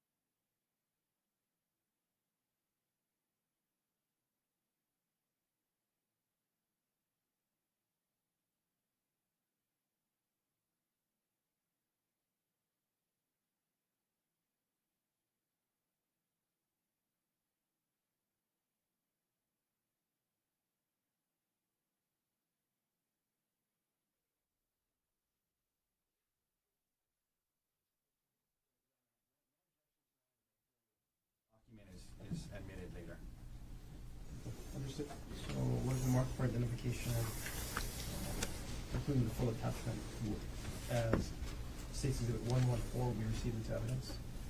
Okay, Detective Numa will retrieve that exhibit from you, and we'll come back later with everything. Okay. Okay. All right. So I'm going to retrieve from you 114, and I'll approach with States 115.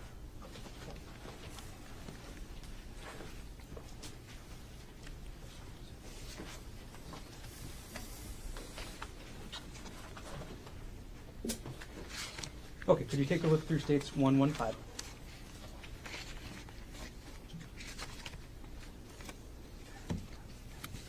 Yes. Okay, do you recognize what this is?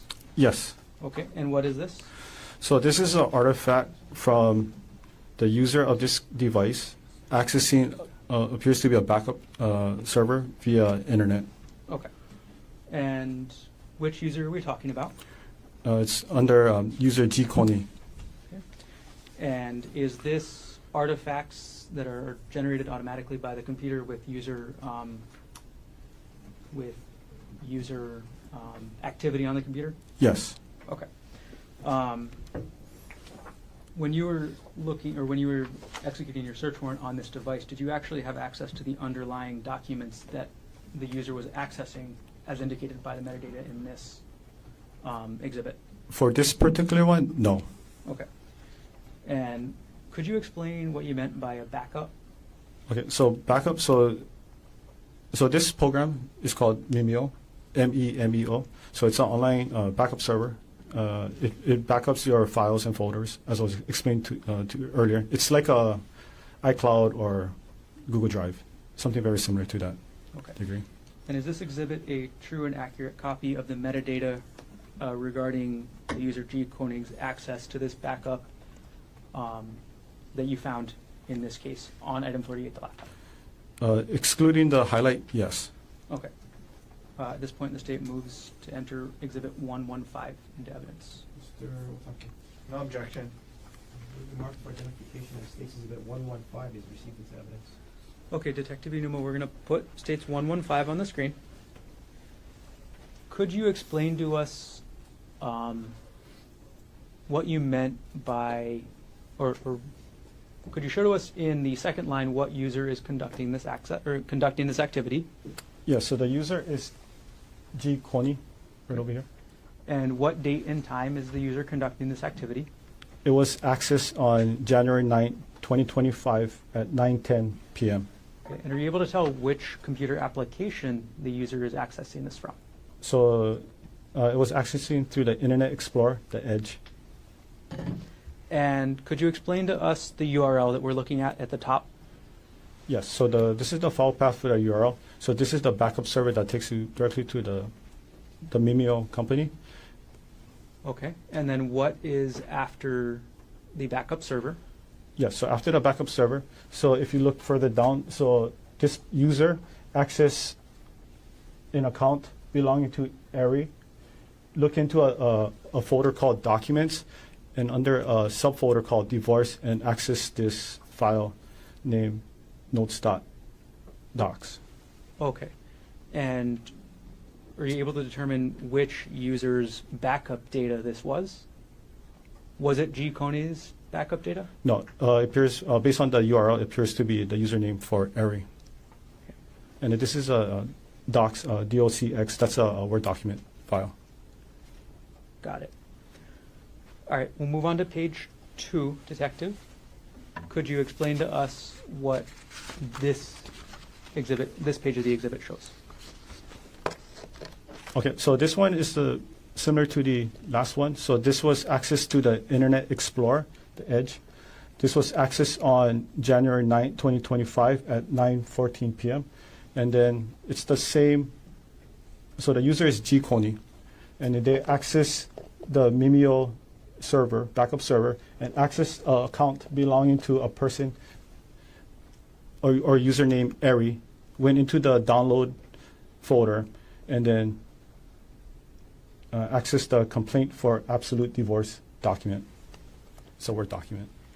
Can you tell from the URL when the backup date was, or when these files were actually uploaded? So there's dates on there, but I wouldn't know for sure unless I reach out to the company to verify what these dates particular means. Okay. And our last page of this exhibit, could you explain what we're seeing on this one? Yeah, so this one, it was also used by the Internet Explorer under the Edge. This was accessed on January 9, 2025 at 9:15 p.m. And then the user, G. Konig, went access the Mimeo backup server, accessing the user account for Airy, went into the download folder, and then viewed the Rosen divorce PDF file. Okay. I'm going to take the exhibit down, Detective, and I will retrieve the exhibit from you as I bring up to you State's Exhibit 116, showing to defense counsel.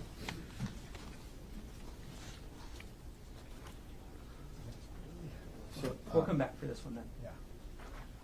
We'll go ahead to State's Exhibit 117, Detective. I'm sorry, 118, as 117 is already in evidence.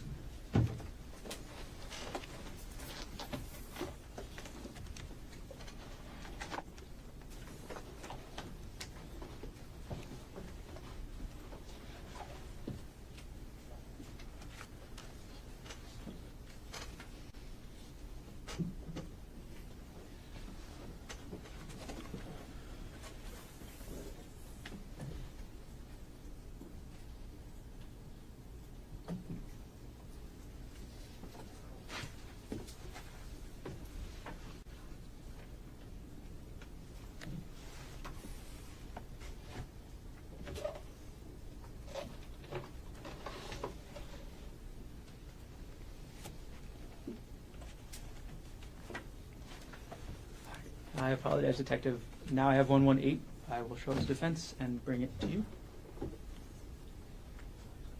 Thank you.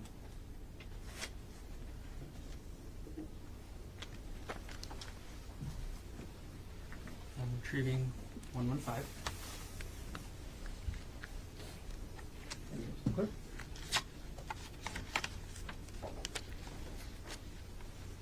Okay, Detective Anuma, could you take a look through State's Exhibit 118 and let us know when you're done?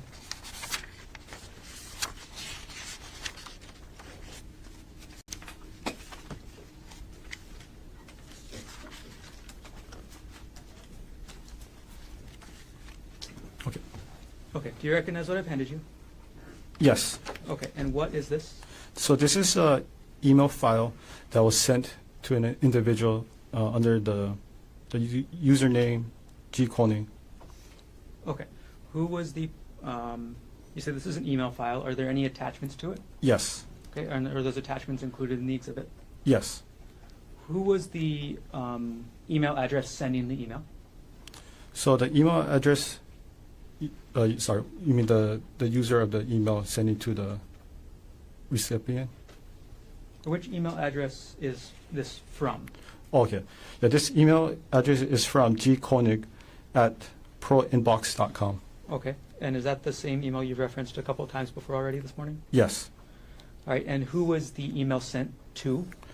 It's sent to, the email address is bryant.bunting@gmail.com. And is this exhibit a true and accurate copy of the metadata attached to the email along with the email attachments? Yes. Okay. Did you actually have access to any content in the email or just the attachments? So inside the content, there was nothing inside the content, but then there was attachment part Okay, of the. so there was no like email message. It was just a bunch of attachments. Yes. Okay. And at this point, the state will move to admit State's Exhibit 118. Mr. Otake, No objection. and with the mark for identification as State's Exhibit 118 is received into evidence. Okay, Detective Inuma, I'm going to publish the exhibit.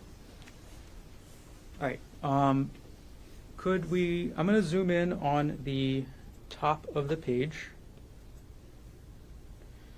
Okay, so you've already told us who the email was to and from. Could you tell us the date and time of the email?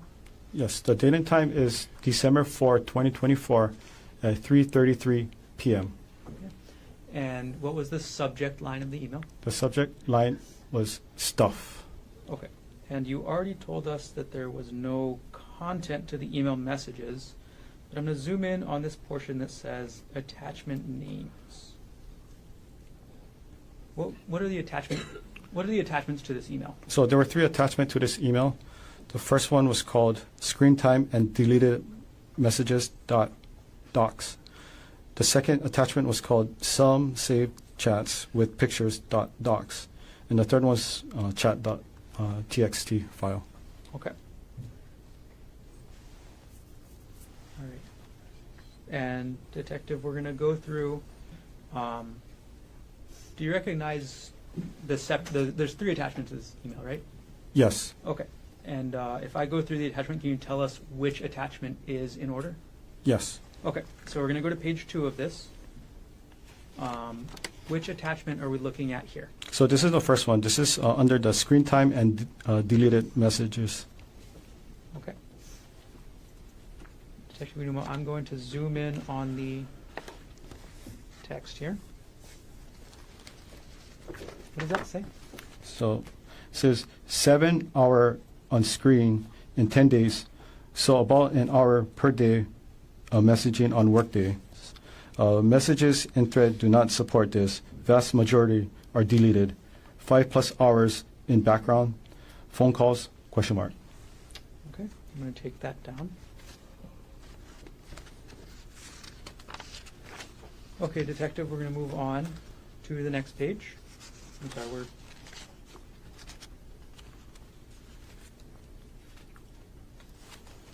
Okay, and we're on page, I believe, 4 now. Could you tell us the title at the top of this page? The title is called Deleted Messages from Sunday or Sun 12-1, parenthesis, all deleted. Okay, we're going to keep moving forward, Detective. And now we're on page 6, I believe. Are we still in that first attachment, the one you mentioned earlier? Yes, still under the first attachment. Okay. Let me take it down for just a second, Detective. And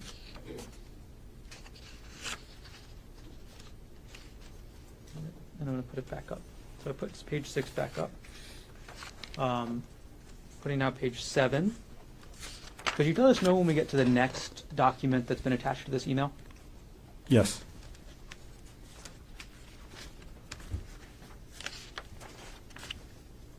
And that concludes the first attachment files. Okay.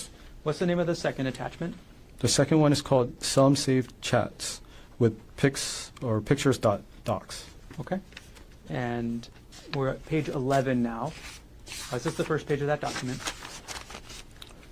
Yes. Okay. We're going to scroll through, Detective.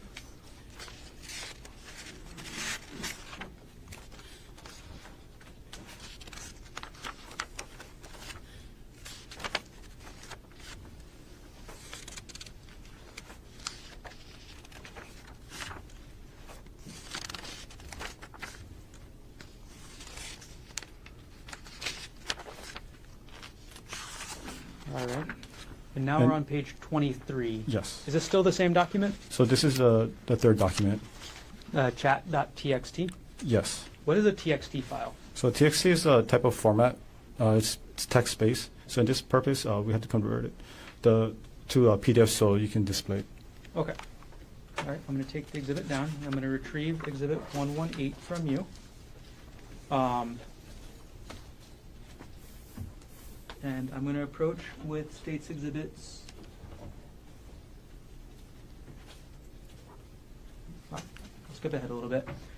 We're going to approach with states exhibit 1, 2, 4.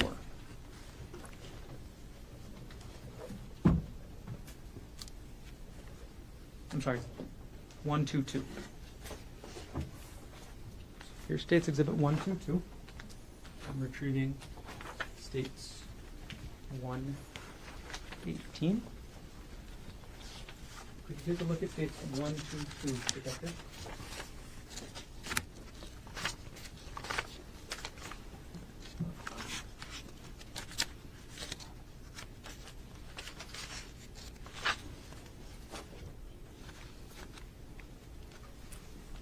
Yes. Do you recognize what that is? Yes. What is that? So this is a Excel file that was found on the computer. Okay. You say it's an Excel file. Is there also an attached metadata? Yes. Okay. And can you tell who the author of the file was? Yes, the author is Gerhardt Konig. And is the entire sorry. And when was this file last, or what's the file name that we're talking about here? The file name is _chat, parenthesis work phone, parenthesis dot XLSX Okay. file. Is this exhibit a true and accurate copy of the metadata along with the XLS, or the file that was attached to this? Yes, minus the highlighted portion. And then this was converted from an Excel file to a PDF. I see. Okay. At this point, the state will move to introduce states 1, 2, 2 into evidence. Mr. Otake. No objection. Will the mark for identification as States Exhibit 122 is received? Okay, Detective Inuma, I'm going to put the metadata page for states 1, 2, 2 on the screen. I apologize, the screen is now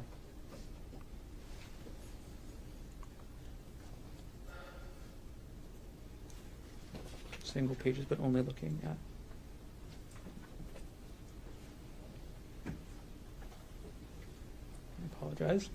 All right, I'm going to put states 1, 2, 2 on the screen at page 1. Okay. Can you tell us when this file, this chat work phone file, was last accessed? It was last accessed on January 3rd, 2025 at 2:01 p.m. And could you explain to us the file path to find this document? Okay, so this one is under the user Konig. It's in the Dropbox application. In the active projects, under the folder, new folder, and that's where you find the Excel file. And could you tell us, or does the metadata tell you when this file was created? Yes, Okay, and when was that? it was created on December 24, 2024 at 12:49 p.m. Okay. And going through the rest of the document, is it, what does it contain? So it contained a chat messages between Jeff Miller and Ariel Konig. Okay.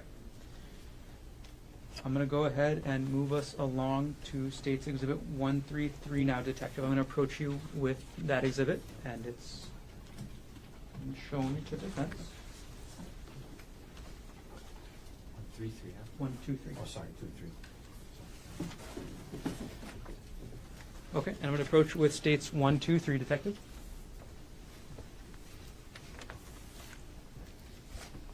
Could you take a look at that, please?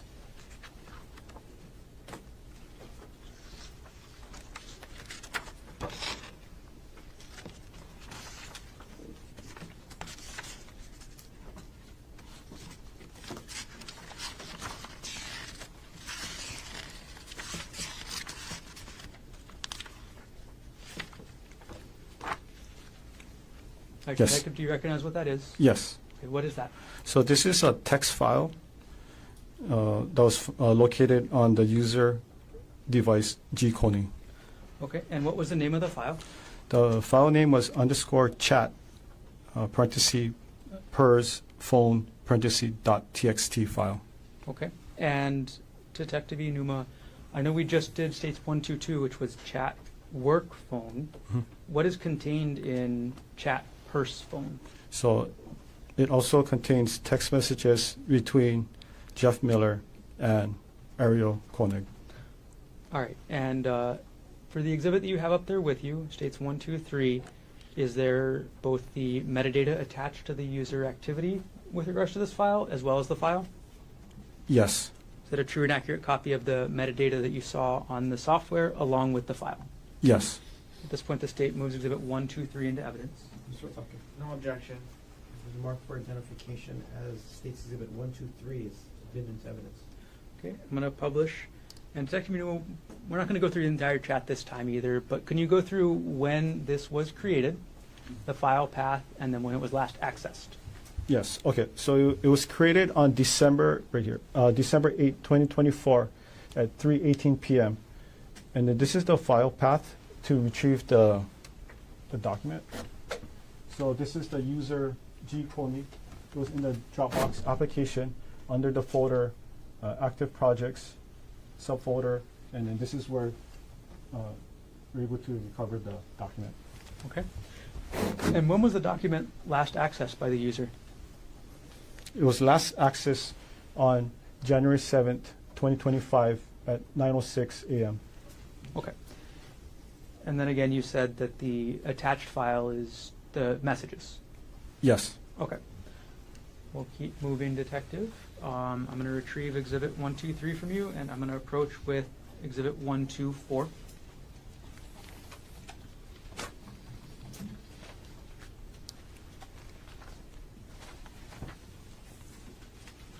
I'm going to hand Exhibit 123 to the clerk. Okay, Detective, could you look through State's Exhibit 124 for us, please?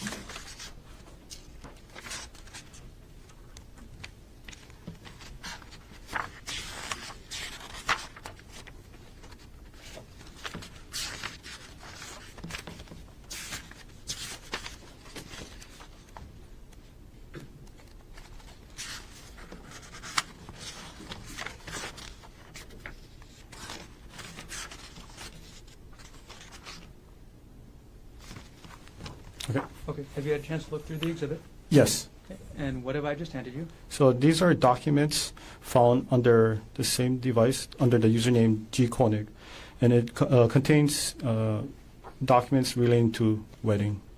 To a wedding? Yes, to a wedding. Okay. And is this exhibit both metadata as well as attachments? Yes. Okay. Does every metadata have an attachment? Yes.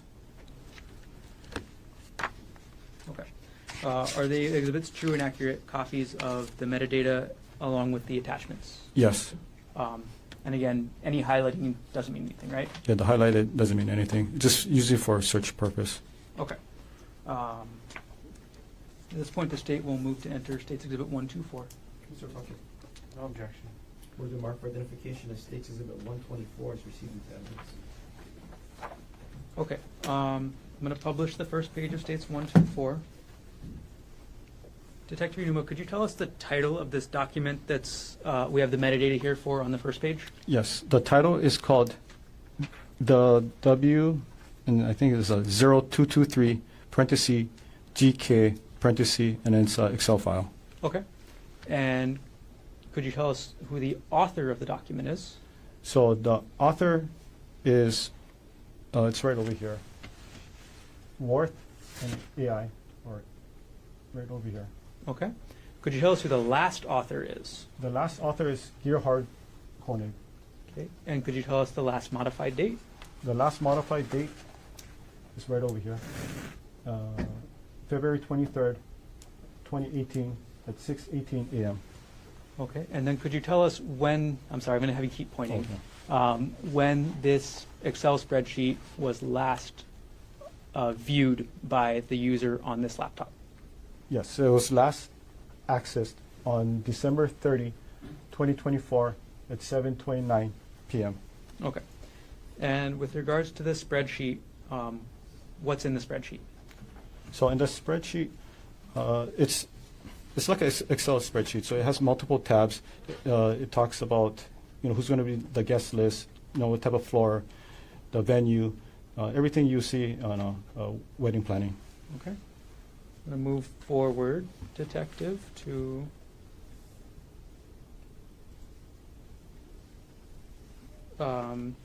page number 11. All right. Detective, could you tell us what the document in this is? So the document name is the W0225 parenthesis GK parenthesis and it's a Excel file. Okay. Is this the same Excel file as the one that we just talked about? It's not the exact same, but it's very similar. Okay. When was this file last accessed? It was last accessed on January 22, 2025 at 6:25 a.m. Okay. And the actual attached file is not attached to this exhibit, is that correct? Yes. Okay, so we just have the metadata for this file. Yes. Okay. Moving on to page number 12.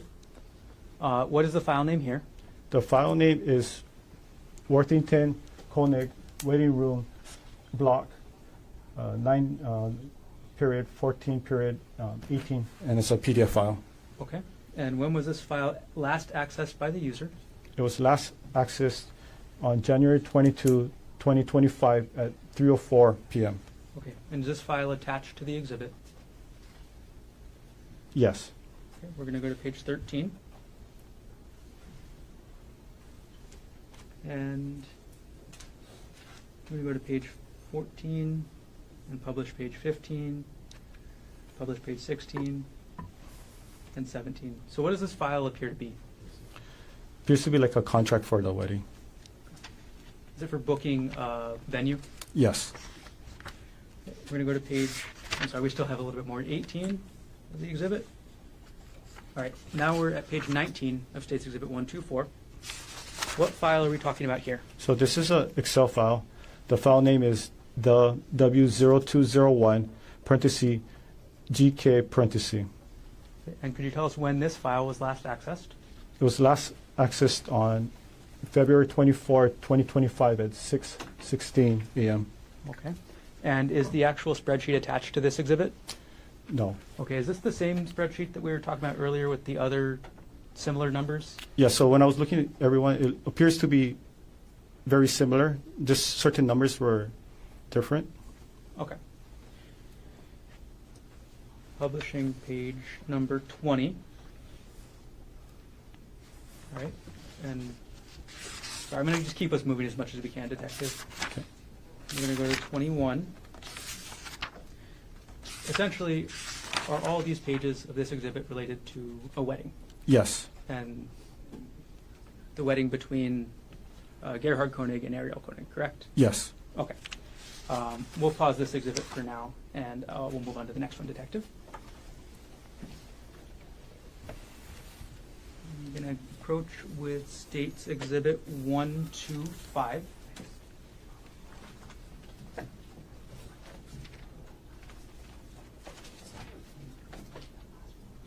Yeah, it's not. Yeah. State's 125. Okay, thank you.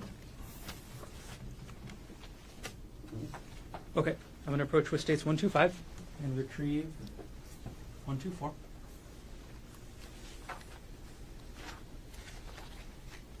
Okay, could you briefly go through that exhibit and take a look?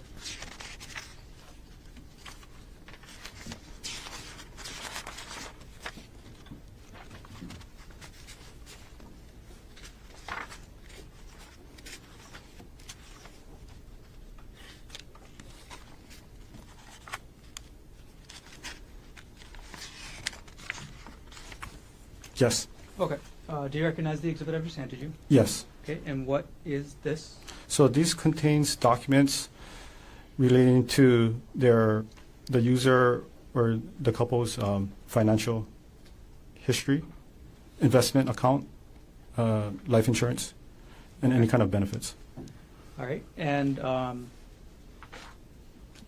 do you in this exhibit have both the metadata along with the attached files? Yes. And is this exhibit a true and accurate copy of the metadata along with attached files that you viewed on item number 48, the laptop you examined in this case? Yes. At this point, the state moves exhibit 125 into evidence. Mr. Otake. No objection. It's been marked for identification as State Exhibit 125 is received. Okay, Detective Inuma, I'm going to try and move us forward a little bit in this. So we're going to just do a couple pages from this exhibit. So we're going to start with page 1. Could you tell us what the file name is here? So the file name is Westinghouse 2022. It's on January 31st, and it's a PDF file. Okay. Can you tell us when this file was last accessed? It was last accessed on December 15th, 2024 at 8:17 a.m. Okay. And could you tell us the file path to get there? Yes, so the file path under the username G. Konig in the Dropbox application, under the folder The Big Love Party and Other Super Fun Stuff, under the subfolder of taxes 2022 taxes, and this is the document AK pay stub. Sorry, this is the folder and then this is the actual document. So the actual document is Westinghouse 2022-1-31. Yes. And the folder that document is in is called AK Pay Stubs. Yes. All right. We're going to go to page 2 of the exhibit. Is this the actual document that that page is referring to? Yes. Okay. And is this a pay stub? Yes. Right. Who is this pay stub for? The pay stubs for Ariel Konig. Right. All right. Yeah, We're it going to has do it right over page here. 3. And then we're going to skip around a little bit, Detective. So page 3. What document is being accessed here? So the document file name is Westinghouse 2022 November 30. It's a PDF file. Okay. And when was this file accessed by the user? It was last accessed on December 21st, 2024 at 2:49 p.m. Okay. And we're going to go to the file, Detective. Who is this, or what does this file show? So this appears to be some kind of investment file for Ariel Konig. Okay. We're going to skip ahead a couple pages, Detective.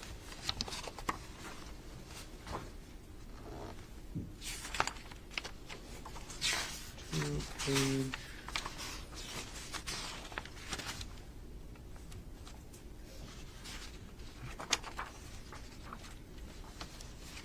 We're going to skip ahead to page 11, if we could. I'll put it up on the screen for you.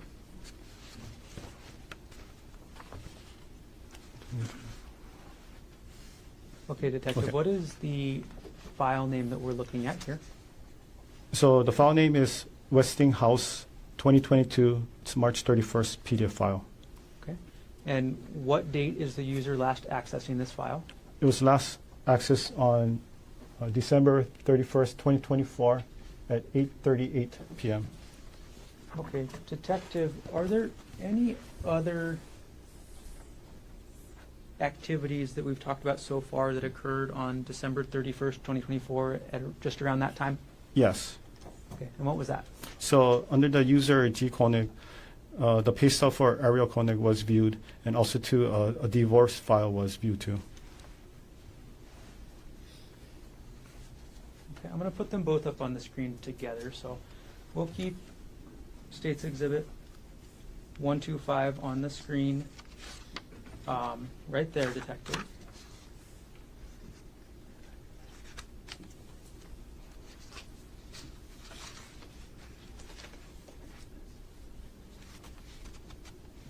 And we're going to put States 113 on the right side of the screen.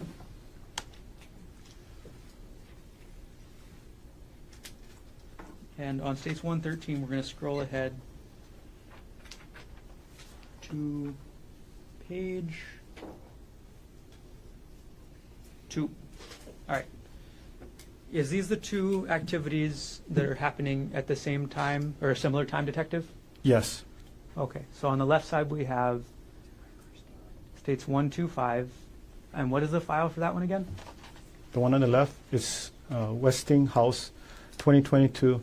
It's on March 31st PDF file. Okay. And on the right side, what file is that again? I got it.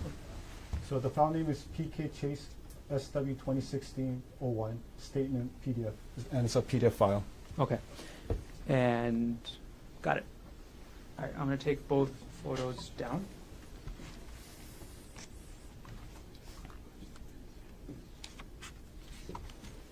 And I'm gonna go back to Exhibit 125, Detective.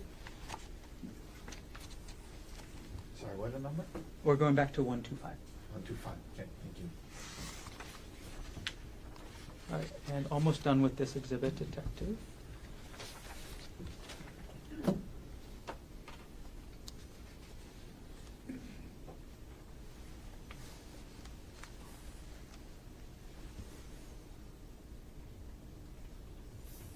Okay, I'm going to publish page number 24 of this exhibit. Detective, what is the file name we're looking at on page 24? The file name is 2018-04 Wealth Front Statement. It's a PDF file. Okay. Is the PDF file attached to this exhibit? Yes. When did the user of this, when did the user G. Konig on this laptop last access this file? It was last accessed on March 14th, 2025 at 3:46 p.m. Okay, we're going to go to page 25. What does this file, or what does this file appear to be?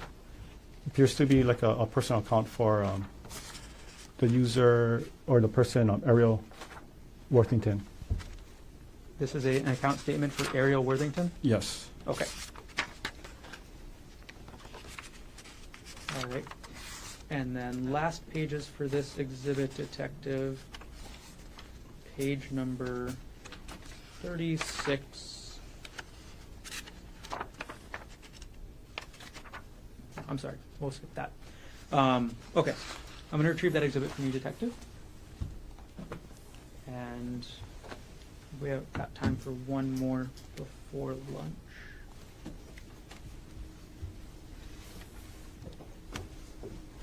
We got states 1, 2, 6 showing the defense counsel.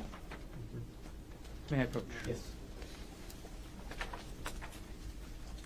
Henry 126. Can you take a look through that, Detective?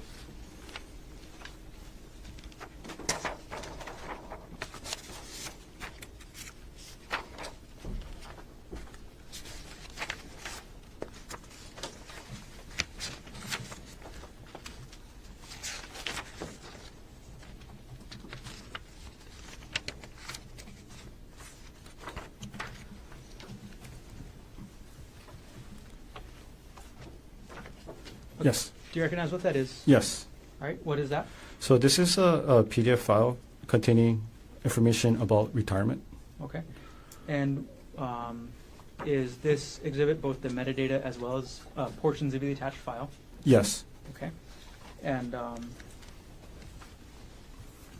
right, is this a true and accurate copy of the metadata as well as the portions of the file that you found on the laptop during your examination in this case? Yes, and I think one part was the highlighted, but you just got to remove the highlight. Okay. At this point, the state will move to enter 126 into evidence. Okay. No objection. For the mark for identification, it states that 126 is received. Okay. And we'll hold off on publishing for now. And Detective Inuma, our last one for now will be states 127. So I'm going to approach with 127.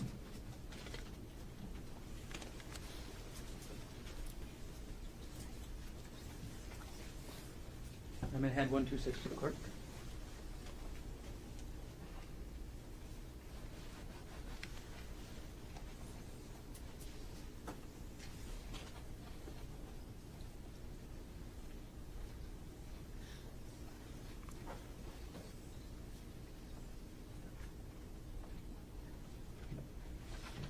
Okay, Detective, you recognize what I just handed you? Yes. Okay, what is this? So this was a PDF file that was found on the user G. Konig under the Dropbox. This is basically the intake form for a marriage counselor and family therapy service. And when is the date on this document? The date on this document is January 29, 2025. Is this exhibit just the document, or is it document and the metadata? So for this one, it's just a document. And where did you find this document on the computer? So that was the one I mentioned earlier. So it was under the username G. Konig, under the Dropbox. Okay. Does the document itself indicate who prepared the document? So at the last, let me double check. Yeah, so on the last page, it's electronically typed as Gerhardt Konig. Okay. It was dated on January 29, 2025. Okay. Are there any redactions from this document? There's one redaction. And what is that? It's the last four of the social security number. Okay. Other than that, redactions, is this document a true and accurate copy of the document that you found on the laptop pursuant to your investigation? Yes. Okay. At this point, we'll move States Exhibit 127 into evidence. Mr. Otake. 1 second, Mr. Garner. Yes. So just to be clear, I'm sorry. there's, There's, again, you don't need to bring it up, but as long as it's, okay, no objection. What has been marked for identification as States Exhibit 127 is recalled. okay. And So Garner, this is a good time for a break. this is a great time for a break. So ladies and gentlemen, another long stretch. Take our lunch break. Leave your notebooks on your chair. CM3 rules. We're talking a bit about this case. Keep an open mind. We're not trying to learn about this case outside of the courtroom. Have you come back at 1:30? Slightly longer lunch. Okay. Enjoy your lunch. See you at 1:30. All right.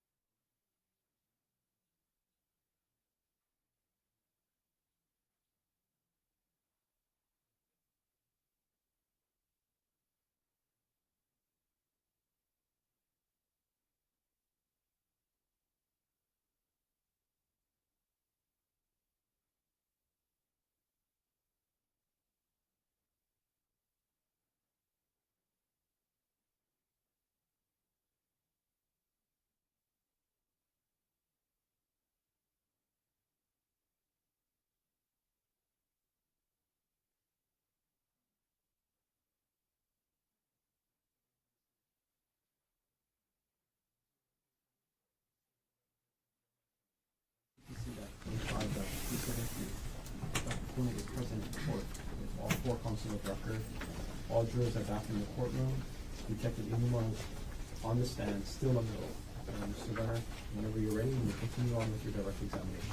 I apologize, I'll just take a moment.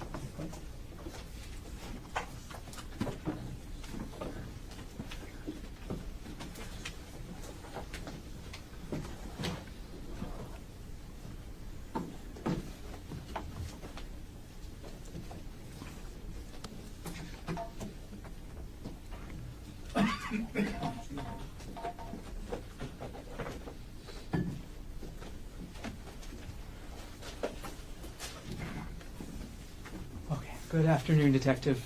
Good afternoon. All right, there's a couple exhibits I want to follow up on that we talked about this morning. So I'm going to go ahead and I'm going to approach with what's been marked as State's Exhibit 114. Would you go into defense? May I approach? Yes, please. Okay. This one. And I'll remove State's Exhibit 127 and hand that to the clerk.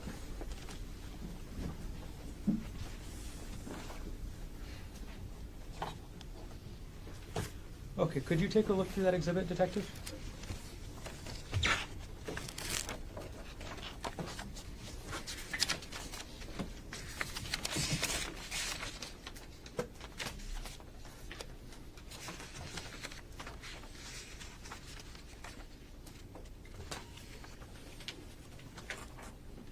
Yes. Okay. And could you let us know what the exhibit is? So the exhibit is a Microsoft Word document, and then this is the one we were talking earlier, which is the file name. It's a 2018 taxes GK notes.docs. Okay. And is this both the metadata as well as the actual document? Yes. Okay. Is this a true and accurate copy of the metadata? Yes. And is this a true and accurate copy of the actual document? Yes. And this is what you found, again, looking at item number 42, the laptop in this case. Yes. Okay. At this point, the state moves Exhibit 114 into evidence. Mr. Otake. No objection. Okay, what has been identified as State's Exhibit 114 is received into evidence. Okay, Detective Inuma, I'm going to publish the first page of the document, which is the metadata on the screen up there. Okay. First of all, could you start us off? Tell us the name of the document we're talking about. So the document name is 2018 taxes GK notes.docs. So it's a Word document file. Okay. And could you tell us who the author is? The author is Gerhardt Konig. And Detective Inuma, could you, I'm sorry, when was the document last viewed? Okay. So it was last accessed on this date, which is December 26, 2024 at 6:47 a.m. Okay. Detective Inuma, could you walk us through the file path for this document as well? Yeah, so the file path is under the user Konig. It's under the Dropbox application, under the file, the Big Love Party and other super fun stuff. Subfolder is taxes. Another subfolder for 2018 taxes, and then the document is located right over here. Got it. Okay, Detective Inuma, I'm going to take the exhibit down from the screen right there, and I'm going to ask you if you could read from the document. And does the document, what is the document in general? So a document is, it's like an official, it could be official, non-official, but it's just basically what we use to have information like data. So sorry, that was a bad question. What is this document, Oh, this document. generally about? Yeah, so this document contains notes and information regarding 2018 taxes. Okay, and Social Security numbers have been redacted, correct? Yes. Okay. Could you read for us the amount of alimony paid in 2018 from this document? So the alimony is $6,000. Could you read for us the amount of child support paid according to this document? $29,112. And again, what year is this document referencing? It reference 2018. Okay, thank you, Detective. I'm going to retrieve the exhibit from you on the stand. And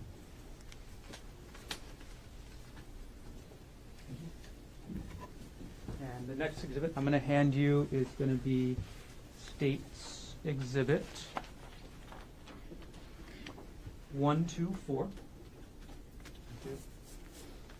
And I'll hand that up to you, and while you're flipping through, I'll give the old exhibit to the clerk.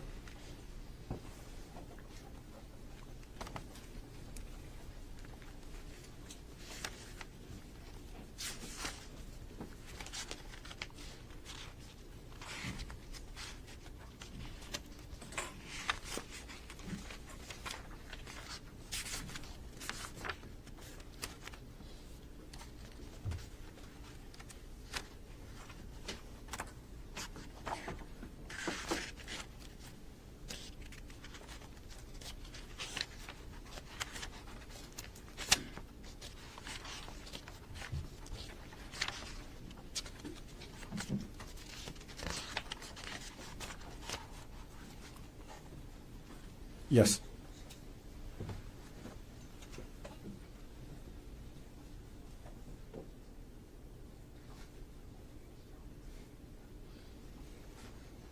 Okay, I'm sorry, Detective. Have you reviewed the exhibit? Yes. Okay, and again, is this one of the exhibits you viewed this morning? Yes.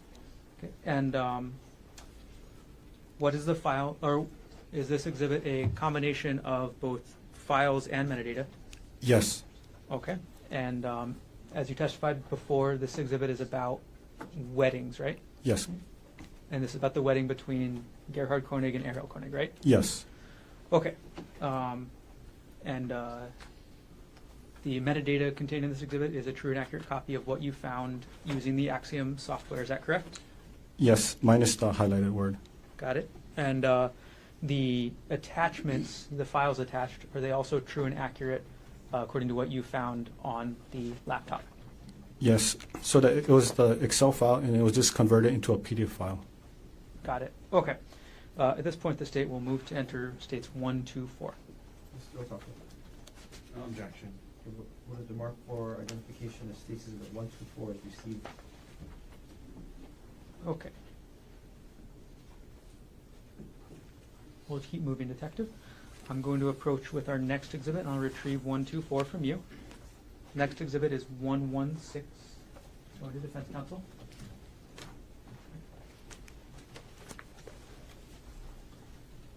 I'm retrieving 1, 2, 4.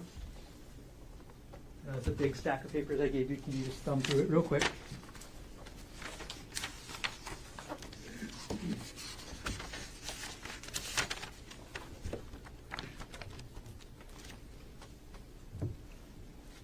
Yes.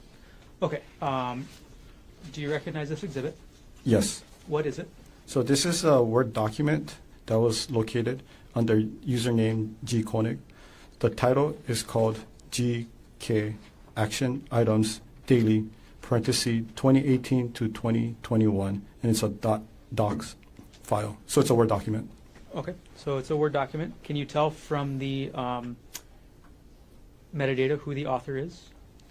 Yes. The author is Gerhardt Konig. Okay, and could you tell us, I'm sorry, when the file was last accessed?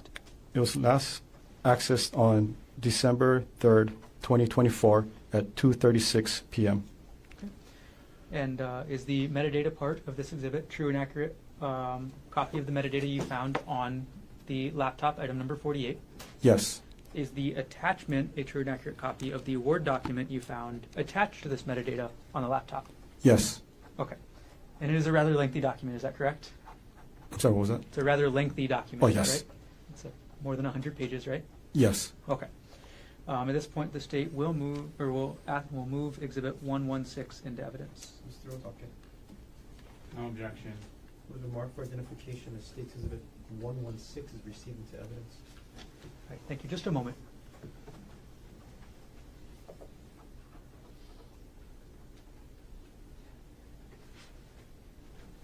Okay, thank you, Detective. Just a couple more to go. I'm going to go and retrieve Exhibit 116 from you, and I'm going to hand you what's been marked as State's Exhibits 119, 120, and 121. Okay? Yes.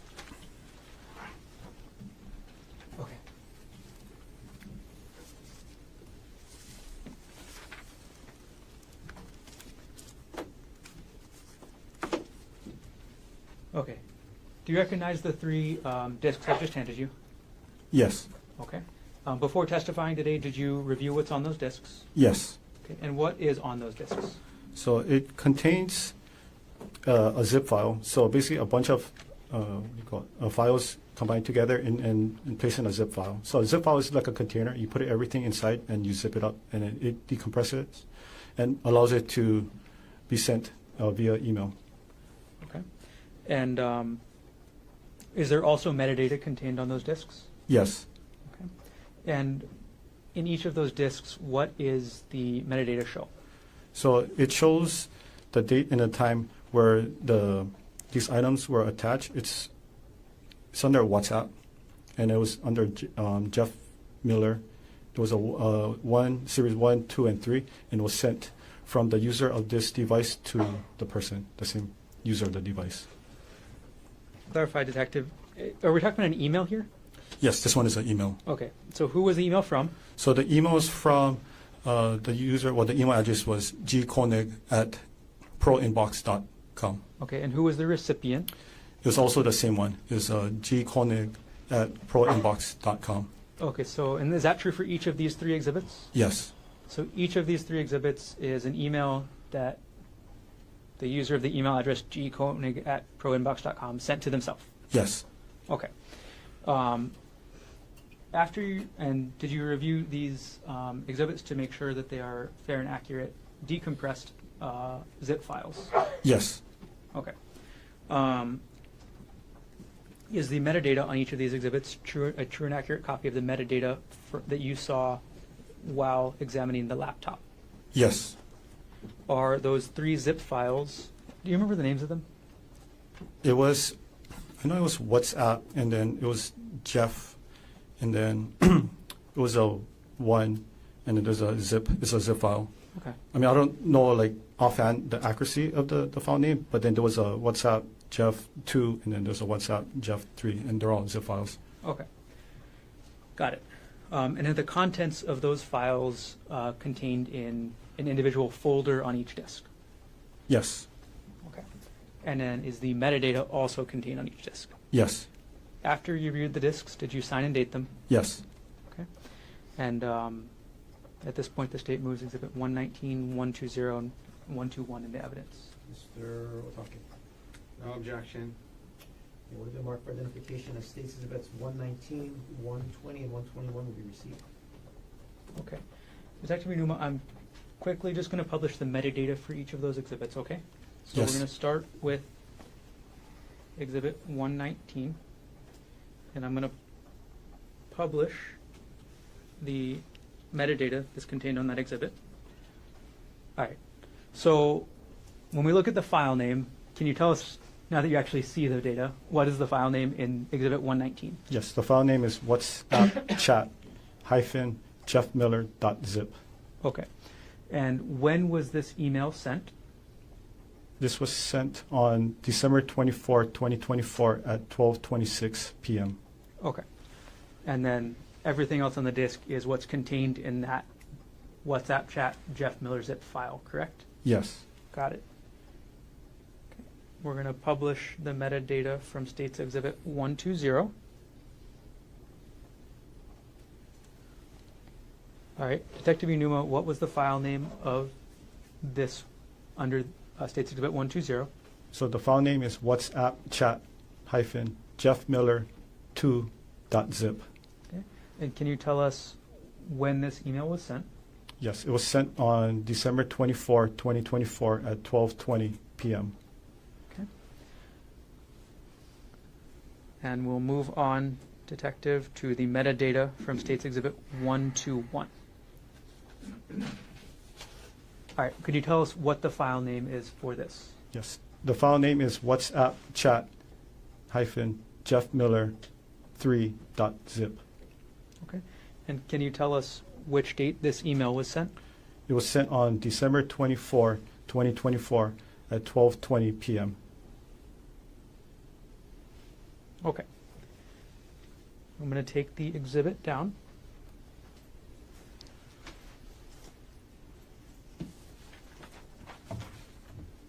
One second.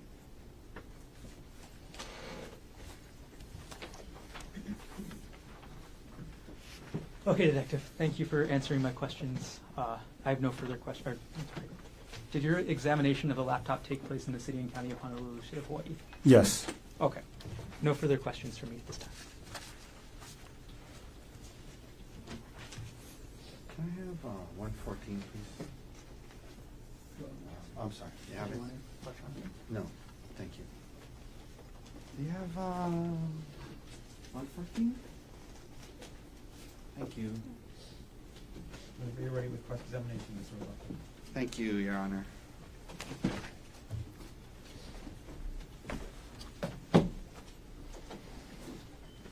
Okay, good afternoon, Good Detective. afternoon.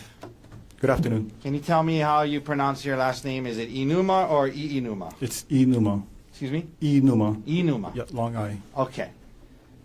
So, you're a detective with the Honolulu Police Department, yes? Yes. And it was a few hours, maybe 4 or 5 hours ago, but what kind of expert were you qualified to be today? It's a digital forensic. Digital forensics, right? Yes. As in, you get a search warrant as a detective, you go through someone's computer, search relevant terms, trying to find evidence that is relevant or helpful to the prosecution, yes? Yes.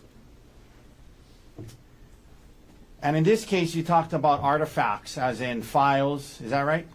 Yes. Isn't it true that your search through the Axiom program, you collected over 7,000 files, yes? It was 9,000. Sorry, it was 7,941 files. 7,900 files from the computer that you believe belongs to Gerhardt Konig, yes? Yes. And then of those 7,900 something files, you sifted through it looking for the ones that you believe would be the most relevant to the prosecution, correct? Yes. And the prosecutor worked with you on that, yes? I worked with the lead investigator. I'm sorry, the detective Spacek, is that right? Yes. And the ones you went through today, it's the best you guys could come up with, yes? Yes. The search warrant, it's not like you can just go through anything and everything on a computer. The search warrant has terms that you're limited to search, yes? Yes. And the lead investigator, these terms are developed based off of what you guys think you're looking for might be helpful to the case, yes? Yes. And so, for example, in this case, some of the search terms that you're looking for on the computer to see if somebody searched for or looked this up, some of the search terms were danger, death, fall, slip, accident, cliff, kill, die. Those are some of the search terms that the lead detective put in the warrant that you guys are trying to comb through this computer, trying to see if we can find searches for death, falls, accident, cliff. Those are some of the search terms that you guys are looking for, right? Yes. Okay, and again, today you went through what you found, right? Yes. And there were other search terms as well that had Ariel's name, yes? Yes. And Miller's name, yes? Yes.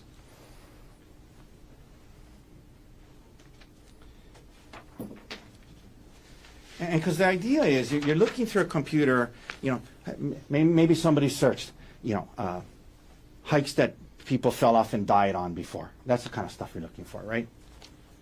Yes. Another group of search terms that was included in the warrant, detective, were syringe, vial, undetectable, incapacitate. Those are some of the search terms that you guys thought, let's go look through this computer and see if we can find stuff related to that, correct? Yes. One of the search terms, detective, was hike, right? Yes.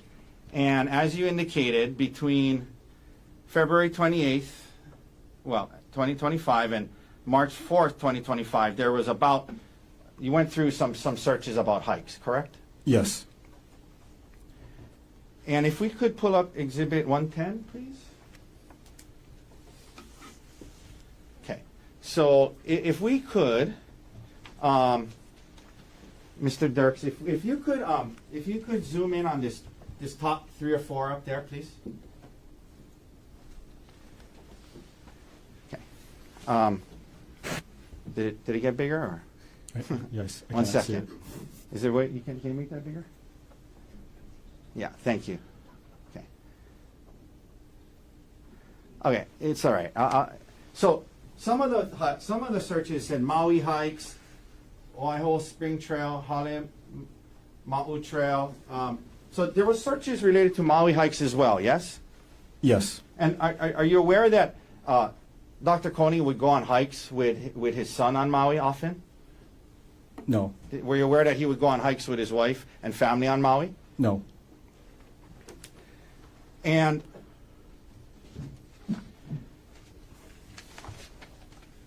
on that same exhibit, you see on the bottom there? Can you blow up that bottom under URL, Mr. Dirks, please? The whole thing, please. No, I'm including this part, please. Okay.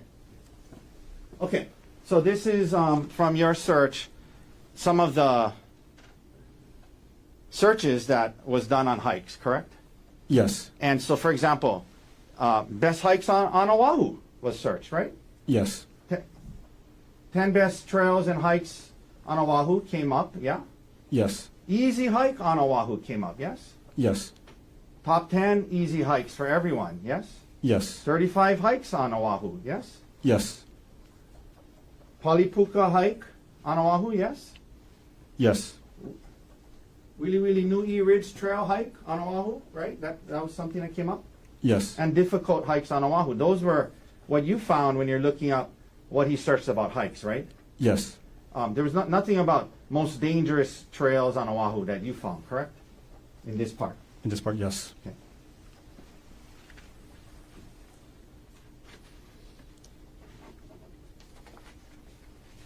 And it's true, you can zoom out of there, Mr. Dirks, thank you. The last time according to you, that you found that he searched about hikes was on March 4th, 2025, correct? Yes. And you understand the incident in this case was on March 24th, 2025, yes? Yes. Okay. So from what you saw, it's not like he kept going back and looking at more and looked at different ones more leading up to after March 4th, correct? Yes.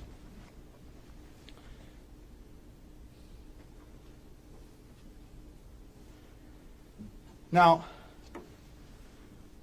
if somebody wanted to go on a hike on Oahu, they might search for hikes, right? Yes.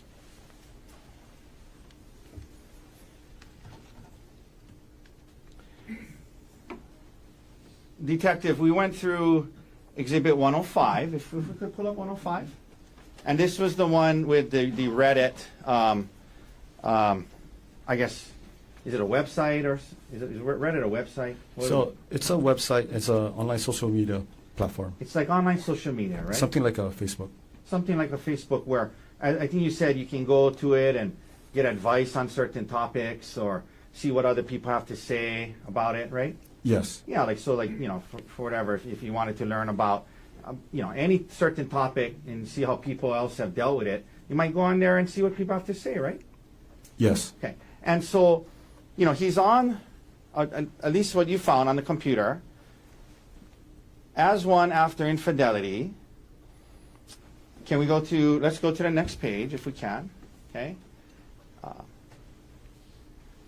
As one after infidelity, let's go to the next page. Next page. And next page. Next page. Okay. So there's all these things having to do with infidelity, correct? Yes. Okay, let's go to the next page. Why did you do it? He's trying to look that up, yes? Yes. Next page. Okay, next page. Peer support, advice and removals. He's looking up peer support related to infidelity, correct? Yes. We can take that down.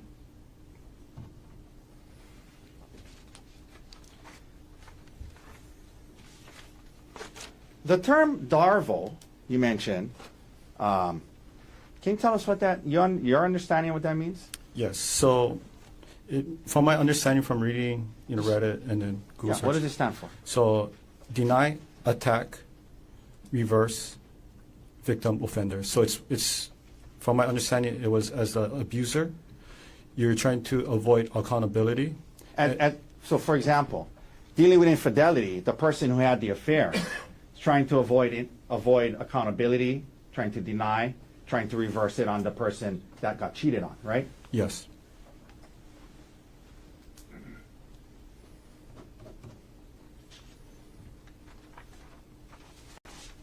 Could we pull up 113, please? So you brought up this exhibit, and you said that it's in the Dropbox, and it's part of, I guess you said a file divorce, and then hearing support, and then there's sub-files going all the way down to Bank of America Amex statement, correct? Yes. And that's the file name that was open. Bank of America Amex statement, right? Yes. It's a credit card statement, right? Yes. That happened to be in this chain of files, right? This was in there, right? Yes. But at least from what you pulled it, I mean, it was a credit card statement he was looking at, right? Yes.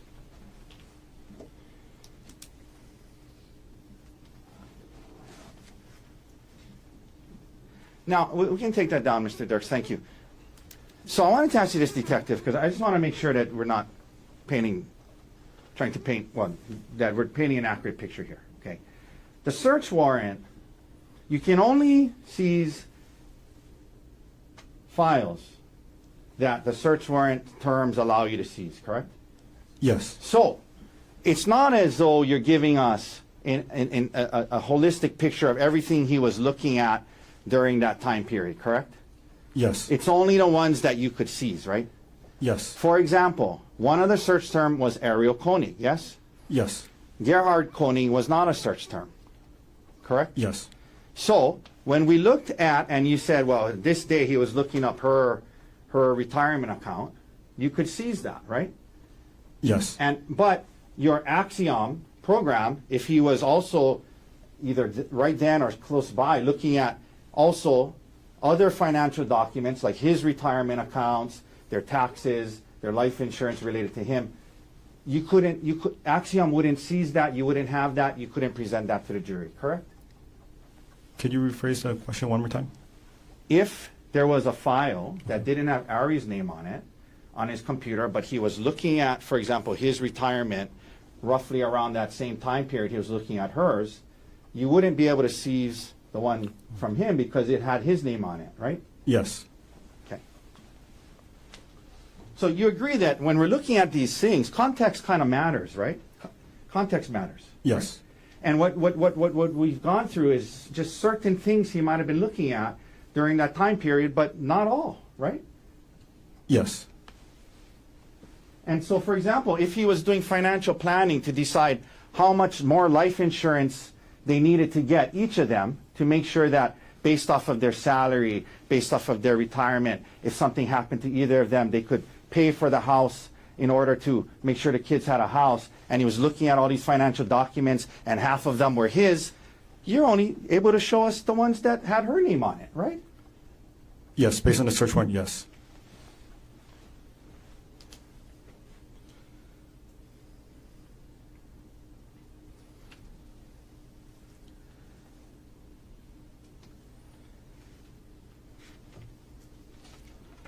Could we pull up 114, please?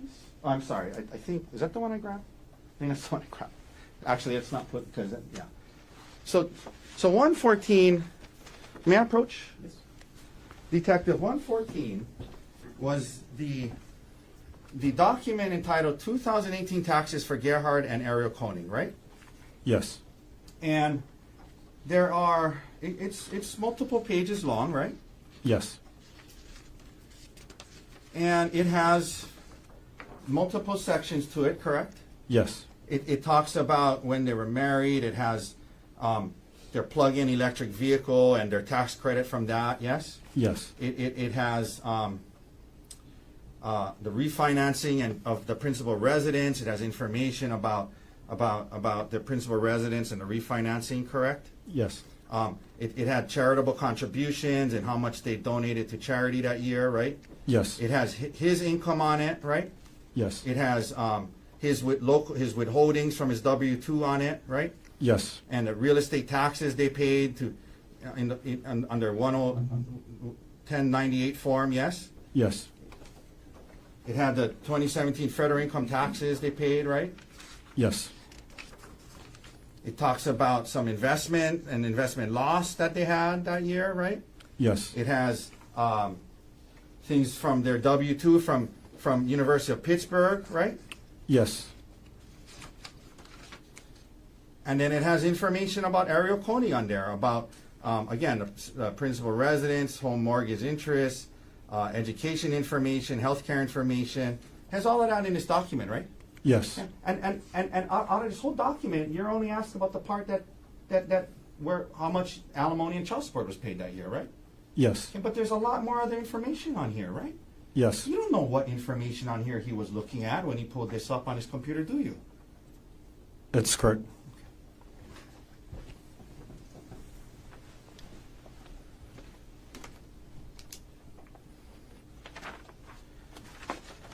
One second, detective.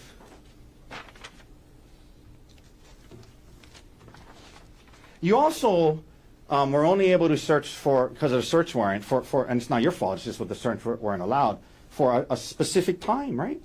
Yes. So I think it was December 1st to March 24th, right? It's 24. Yes, correct. So you weren't able to go back and see, okay, well, is this normal? Does he often go to these files and look up his tax information or the retirement information or any of these files? Is this a normal practice of his, every month or so? You weren't able to go back and see that, were you?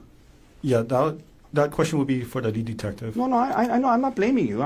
You only did what you were allowed to do, right? Yes. Yeah, so you weren't able to go back into, January, February, March, April, May, June, July, August, September, October of 2024. You can only go from December to March, right? Yes.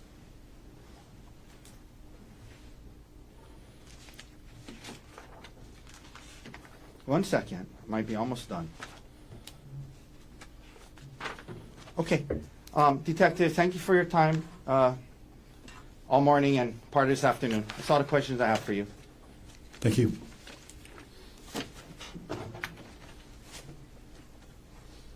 Thank you. Mr. Gardner, any redirect? Briefly, go ahead. Okay, Detective Inuma, you were asked about the date range for when you saw the user G. Konig searching for hike information, correct? Yes. Okay, and that date range you asked about was February 28th through March 4th, is that right? Yes. That's 5 days, right? Yes. Other than those 5 days, in the approximately 4 months that you looked through the laptop with the user Gerhardt Konig, other than those 5 days, was there any other research about hiking that you found? Not that I recall.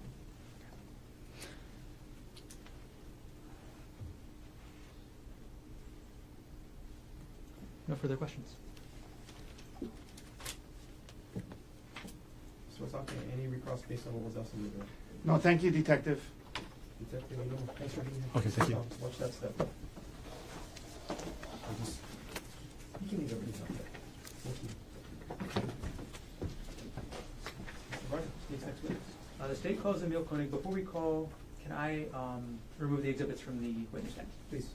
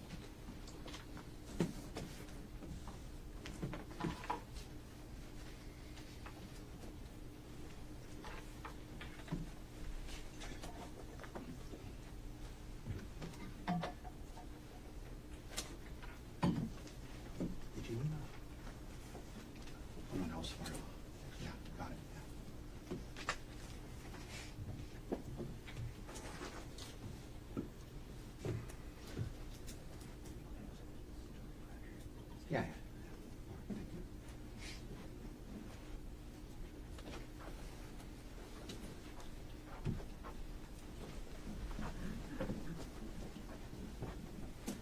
Can you raise your right hand, please?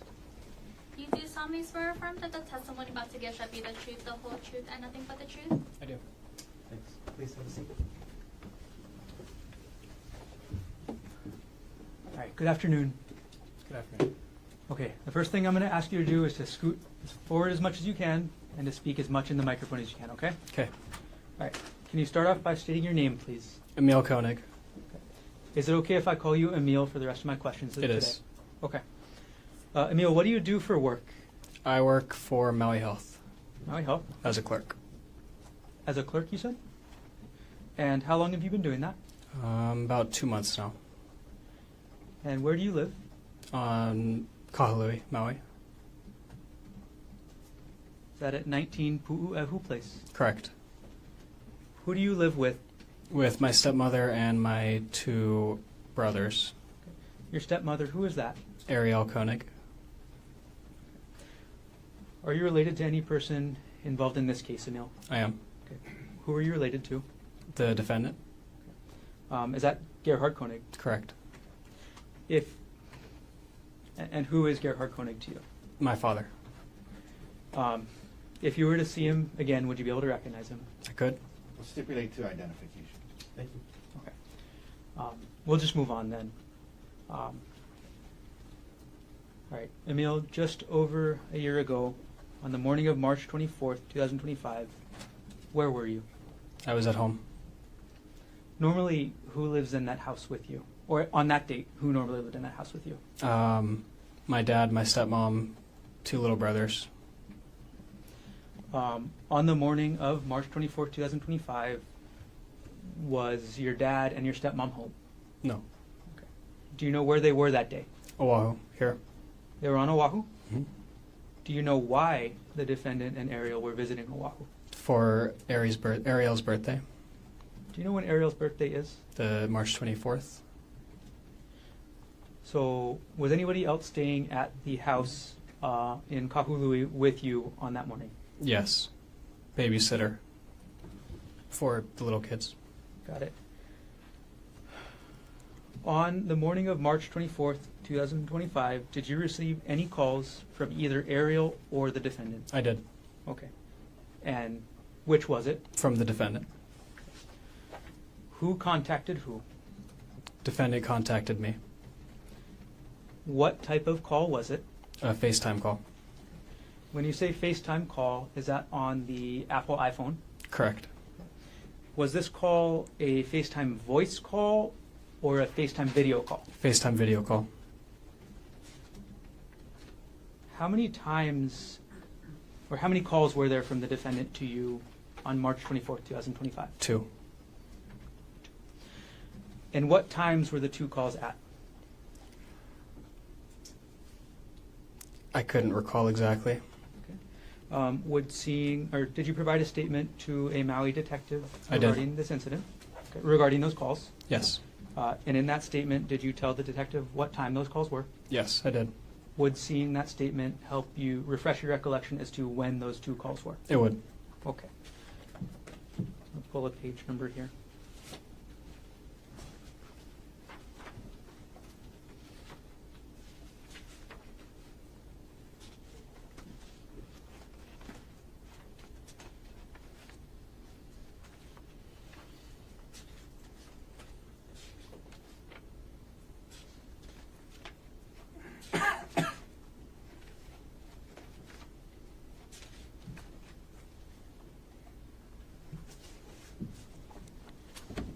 Okay, I'm going to approach with what's been marked as State's Exhibit 170. Lines, sorry, page number 3 and page number 4. Okay, may I approach? Please. Okay. Emil, could you quickly read pages 3 and 4 of this document? And when you're done reading, just look up, okay?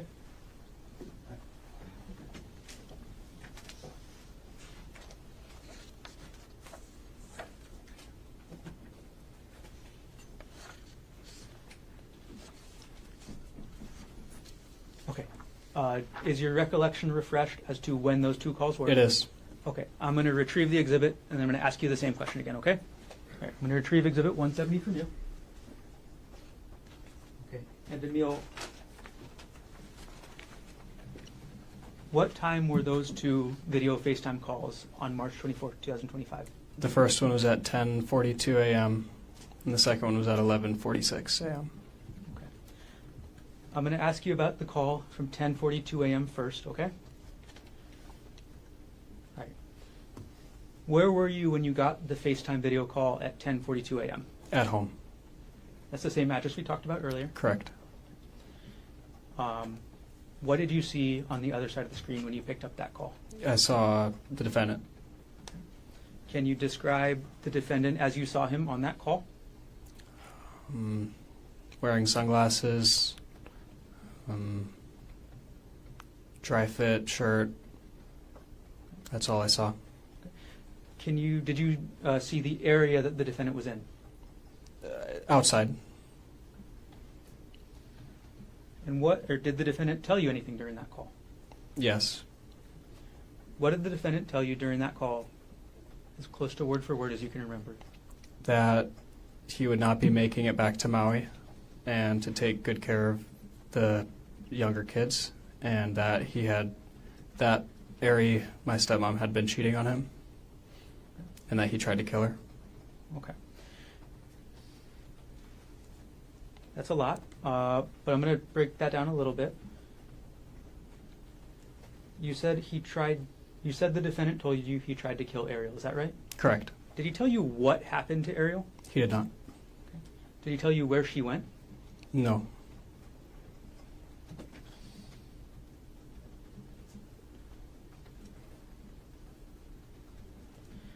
Did the defendant tell you why he tried to kill Ariel? No. During this 10:42 a.m. call, did the defendant tell you anything about what he planned to do next?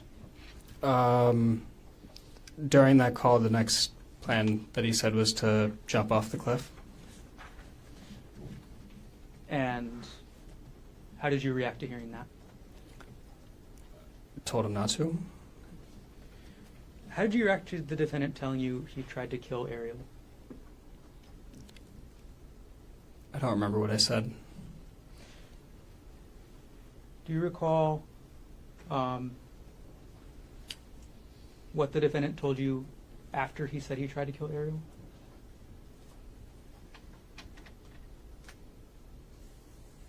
Not directly after. Okay. Did he say where Ariel went? No, just away. What did he say about Ariel and away? He said that she had gotten away, and that was all I heard about her location.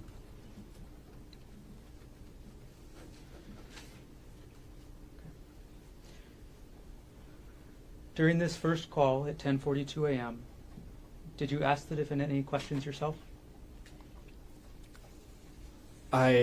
Yes.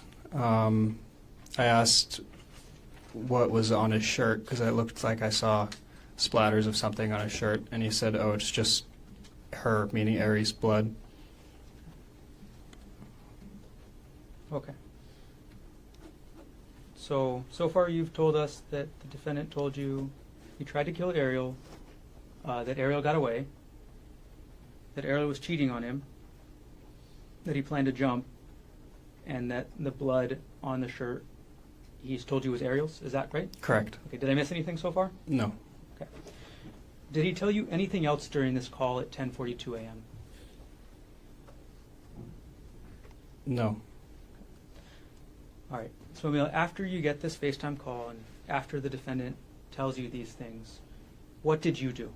I went over to my grandparents' house, which is Ariel's parents. Okay. Walked over to their house, told them what had happened. How far away is your grandparents' house away from the Pu'uehu place address you mentioned earlier? It's like a minute or so walk. And could you tell us your grandparents' names? Judith and Peter Mast. Which of your grandparents did you tell about the call first?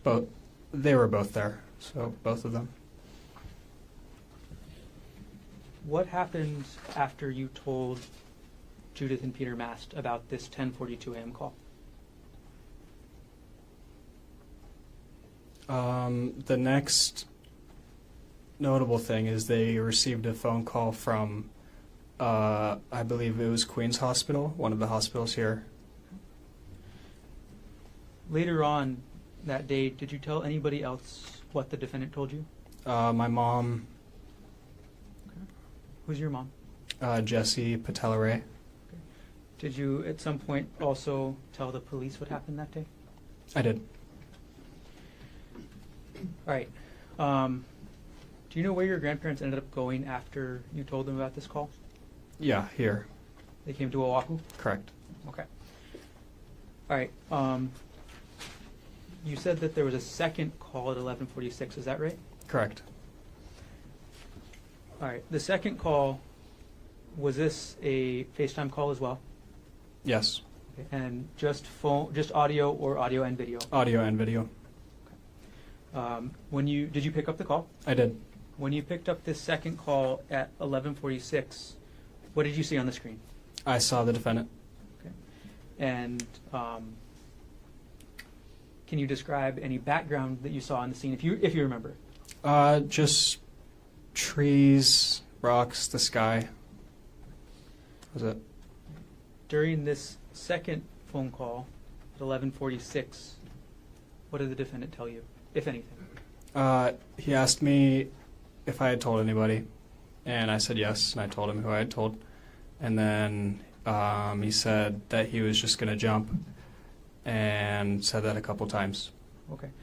To be super exact here, Emil, who did you tell the defendant that you told? I told the that I told my grandparents and my mother. Okay. So you told them that you told Peter, Judy, and Jesse. Correct. Okay. So after the defendant told you he was going to jump a couple times during this second call, how did you respond?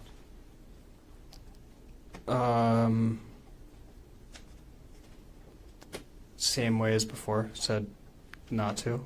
I don't know. You told the defendant not to jump. Right. Okay. How did the second call end? With him saying, with the defendant saying, I'm going to go before the police catch me. Did he tell you he was going to hang up? Do you remember that? I'm sorry. Objection leading. Sustain. Bad question. Go ahead. All right.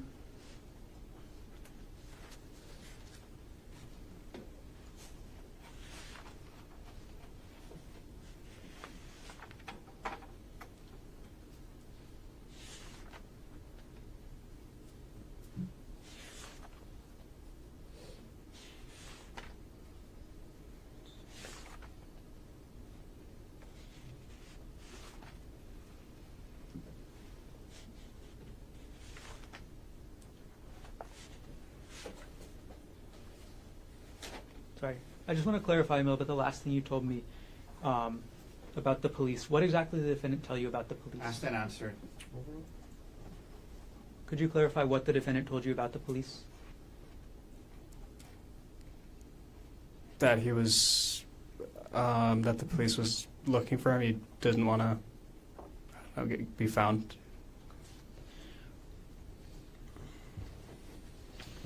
Right. Did the defendant tell you anything else about his state of mind or what he was thinking? He said he was at the end of his rope. Anything else you can remember about that?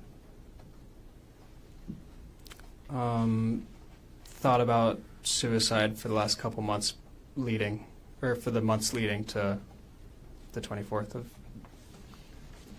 For both of these calls we've been talking about, who was the caller? The defendant. So at either call, were you the one to dial him up? No.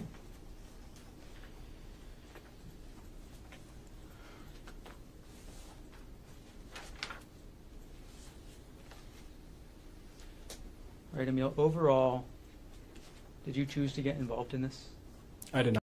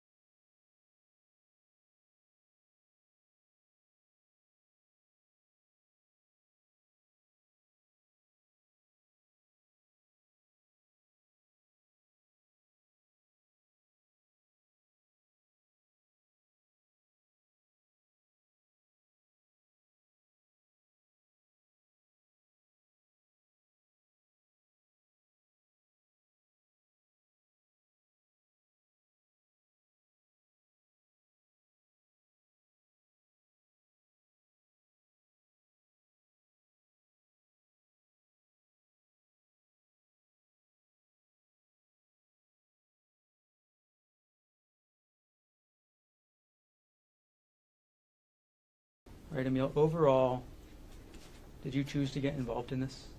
I did not.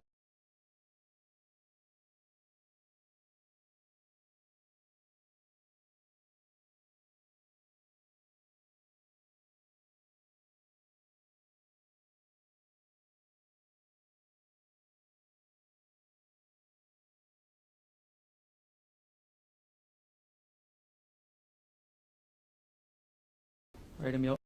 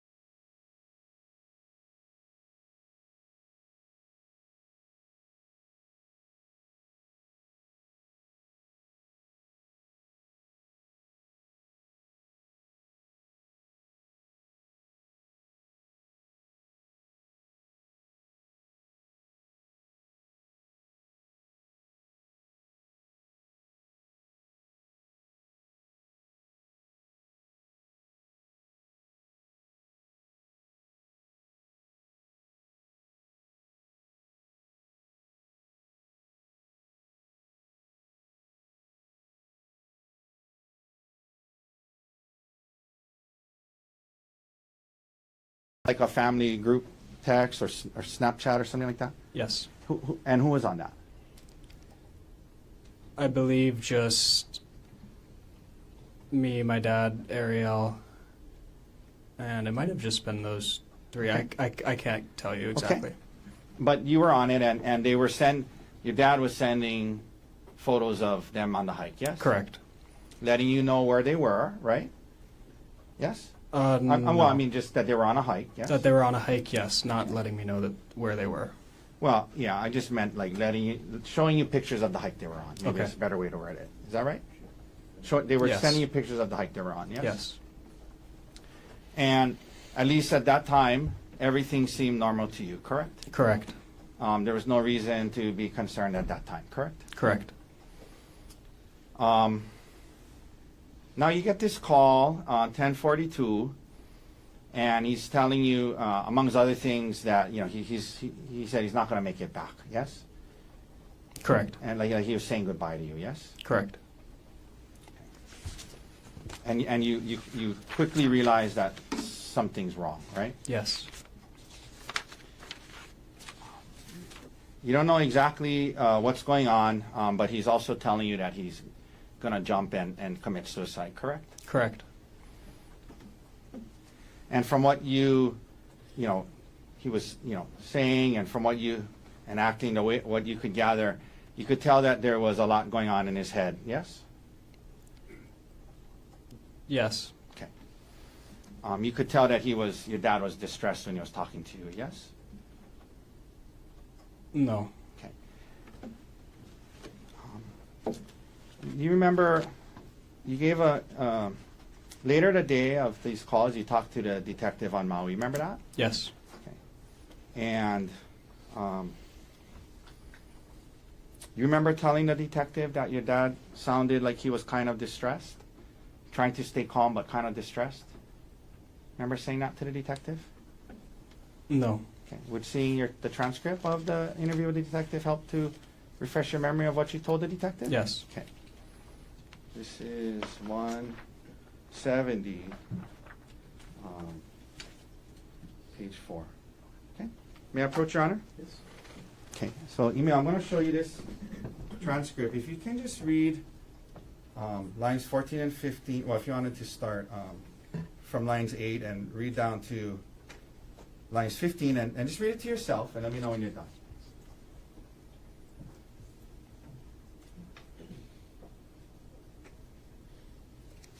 Okay. You remember saying that to the detective? Yes. Okay. But as you sit here today, you don't have a recollection of him sounding distressed, is that right? Didn't sound distressed. Okay. But you did tell the detective it sounded like he was kind of distressed, right? And then I said afterwards he sounded calm. Yeah, you said it sounded like he was kind of distressed, but trying to stay calm.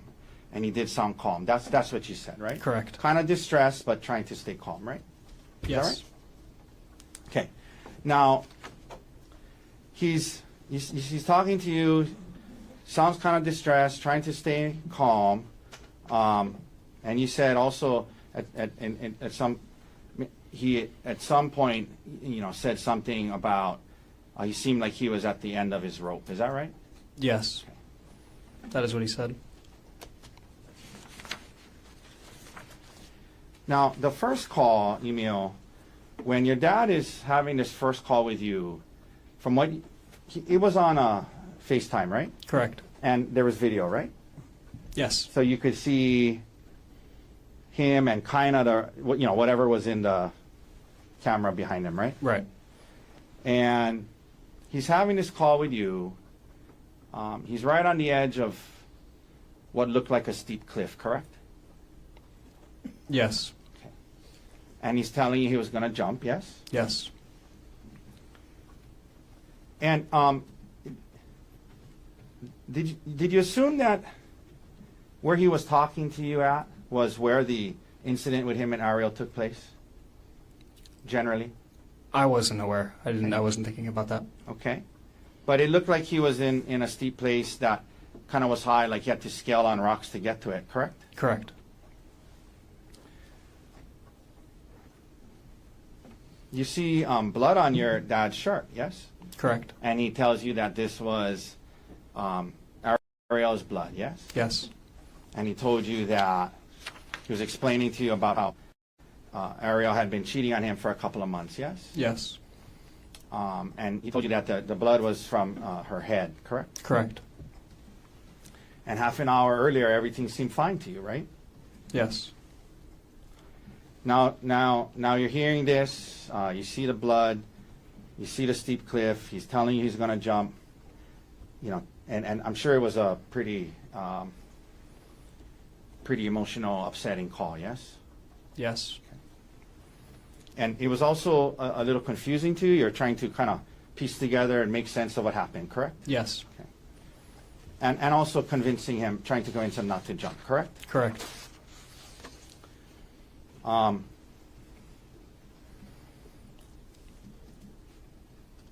This was on FaceTime, and so it was on speakerphone, correct? Correct. Correct.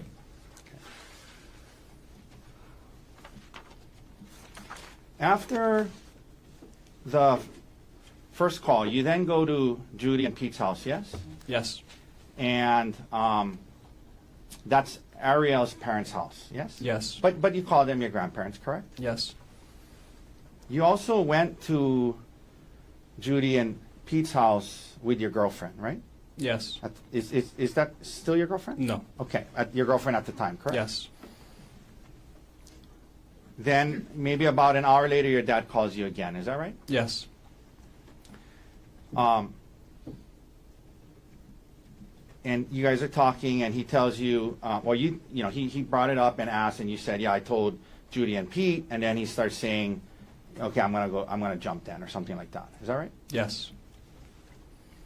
And then he said he needed to go so the police wouldn't find him, right? Yes. Okay, so he was telling you he wanted to jump and kill himself, and he wanted to go so the police wouldn't find him. That's what he was saying, yeah? Yes. Okay.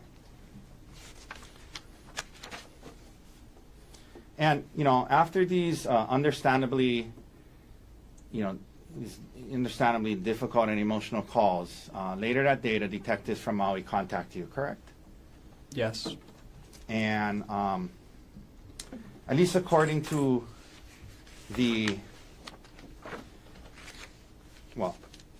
it was the interview started at 2:27 p.m., correct? Would seeing the transcript help you remember that? It would. Okay. May I approach, Your Honor? Yes. Okay. Again, 170. So, Emil, if you just read that, this is the start of the interview. Okay, read it to yourself. Let me know when you're done. Yep. All right. So the interview started at 2:27 p.m. later that day, correct? Correct. And these were not Honolulu Police Department detectives, but Maui Police Department detectives, correct? As far as I know. Okay. And, you were able to look on your phone later well, you were able to look on your phone and tell the detectives the exact timing of the calls, and that's why you were able to say it was, the first call was 10:42 a.m. and the second call was 11:46 a.m., right? Yes. So the interviews with the detectives is at 2:30 or 2:27. So about 4 hours after the 10:42 call, and about 3 hours after the 11:46 call, right? The interview with the detective, Yes. roughly. And obviously, you didn't record the call with your dad when you guys were having them. You're just listening to him and talking to him about not jumping, right? Correct. And you didn't write down any notes after the call, right after, did you? Correct. Okay. I did not. But you tried your best, 3 to 4 hours later, to describe the call you had with your dad to the detectives, correct? Yes. Okay. And, like today, for example, you were asked by Mr. Gardner, after he was talking to you about jumping, you were asked, what did you say back to him? And I think you said, I don't remember what I said right after that. You remember saying that just a little while ago? Yes. Okay. So as you see there today, there's parts of the exact wording and timing of what was said that you don't quite remember exactly verbatim, word for word, correct? Yes. And for example, you were asked by Mr. Gardner about, what he said after a certain point. And there are things that you don't recall exactly what your dad said after certain parts of the conversation, right? Yeah. Okay.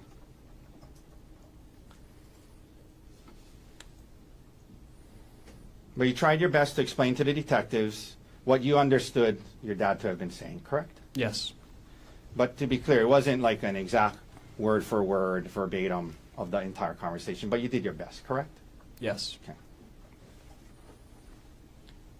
For example, in an effort to do your best to explain to the detectives on Maui what happened, you initially told the detectives that your dad told you he tried to kill Ariel by pushing her off a cliff. You remember initially saying that to the detective? Yes. Okay. And that was what you had kind of assumed, given the things that he told you and where he was on the cliff. That's what you assumed that he meant, right? At least when you said that to the detective, right? Can you repeat that question? So when you initially told the detective, my dad told me he tried to kill Ariel by pushing her off a cliff, that's what you assumed your dad had meant, correct? When he said that, you assumed your dad meant that he had tried to. Well, let me phrase it this way. You remember telling the detective initially that your dad told you he tried to kill Ariel by pushing her off a cliff. You remember telling the detective that? Yes. Okay. But later on, in the conversation, in the interview, when the detective asked you about that, you clarified and you said the part about pushing her off the cliff was what you assumed he meant, not what he had actually said, correct? Yes, correct.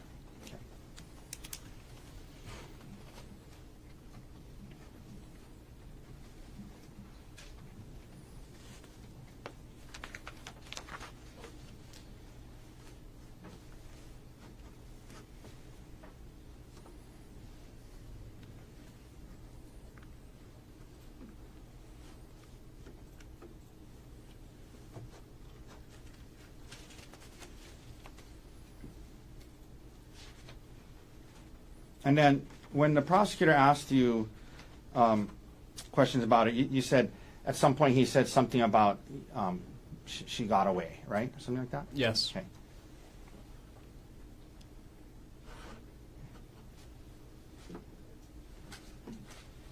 Did anyone tell you about the two witnesses that had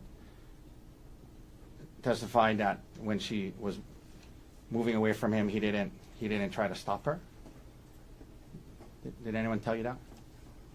Can you repeat that? Did anyone tell you that about how the witnesses that were there testified when when she was moving away from him, he didn't try to stop her? At what point? Can we approach? No. Overruled. Did anybody share that information with you? I don't understand the question. Okay.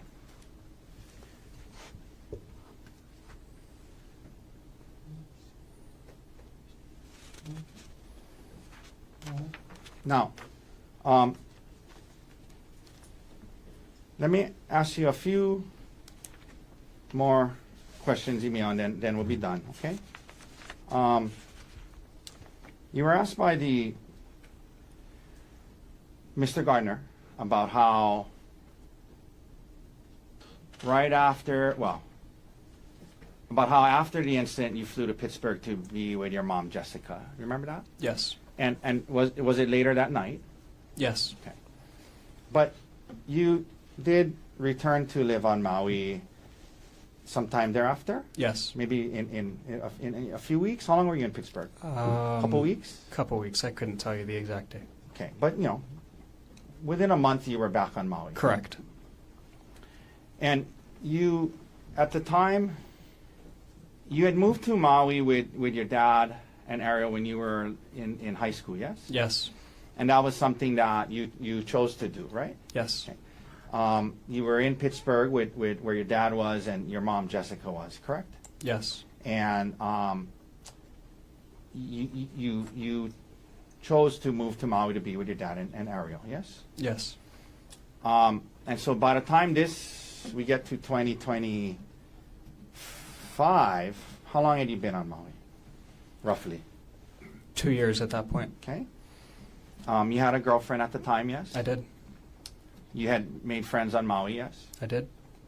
Your two younger brothers were there, yes? Yes. You had a job on Maui in March of 2025? I did. What kind of job? I worked at Chick-fil-A Okay. at the time. Were you going to school? I was not. Okay. And you liked it on Maui, right? Yes. So your options were to stay in Pittsburgh with your mom. You could have done that, right? Yes. Jessica, right? If you could have stayed in Pittsburgh with her if you chose to, right? Correct. Or you could come back to Maui, where your friends were and your girlfriend was, but to do that you would have to live with Ariel, right? To come back to Maui, you could come back to Maui and live with Ariel, right? It was an option, yes. Yeah, it was an option. And over the last year, since this incident, you have continued to live with Ariel, correct? Yes.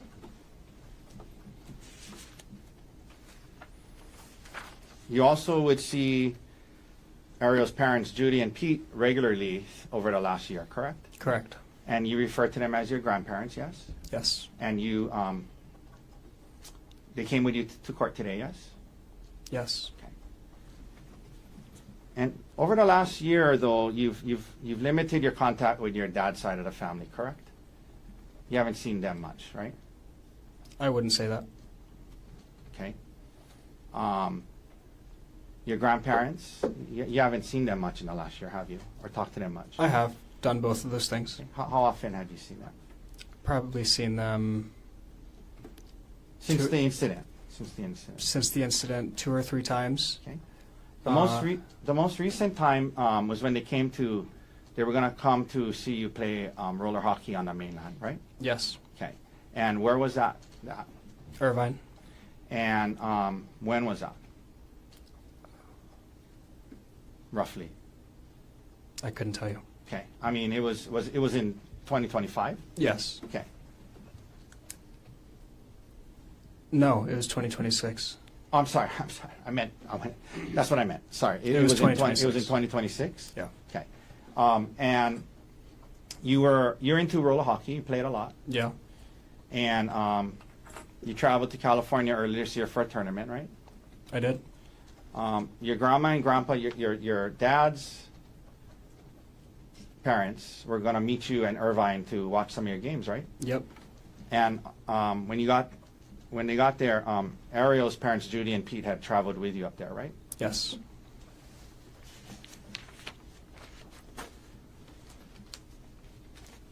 Okay.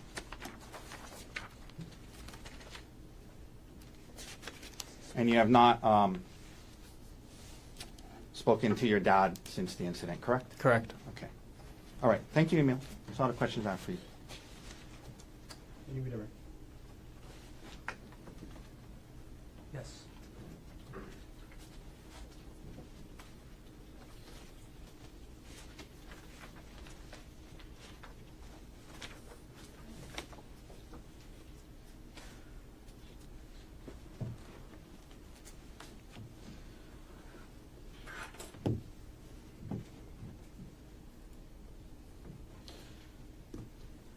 Emil, one of the things that you were just asked about on cross-examination was the fact that you didn't tell the detective on Maui that the defendant told you that Ariel got away.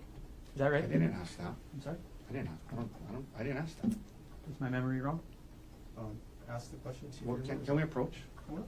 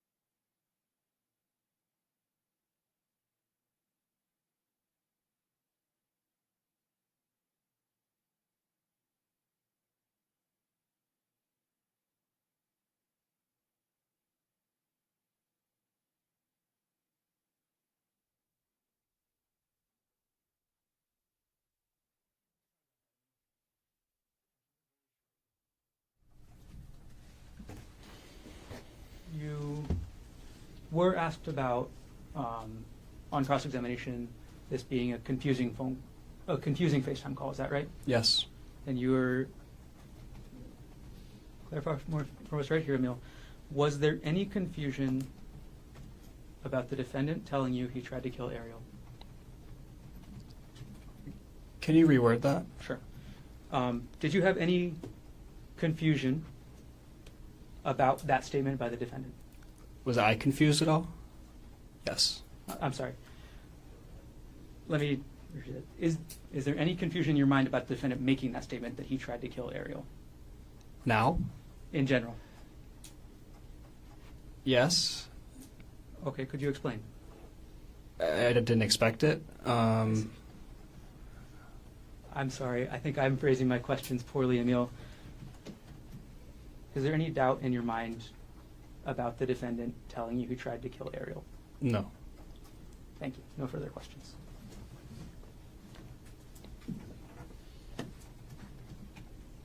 Any recross based on what was asked on your right? No, thank you, Emil. All right, so ladies and gentlemen, let's take our afternoon recess. Have you come back at 3 o'clock. Leave your notebooks on your chair. All right.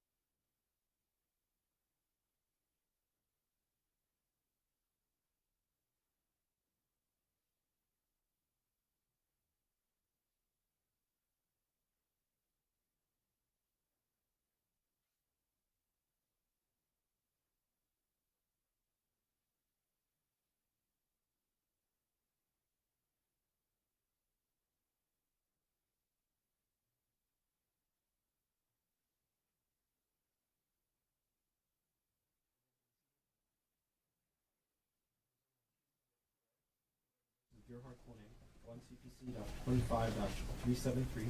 Dr. Konig is present in court with all 4 counsel of record. All jurors are back in the courtroom.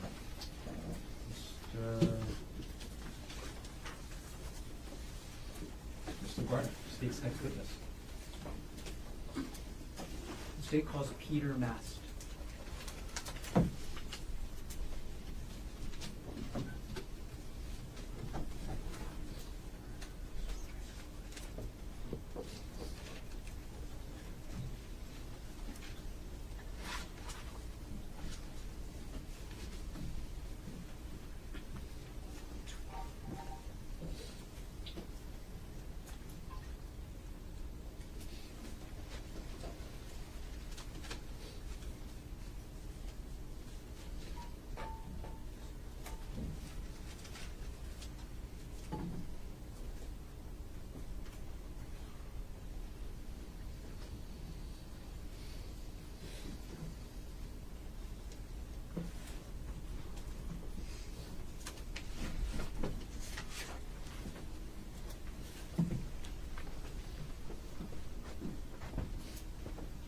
Can you please raise your right hand?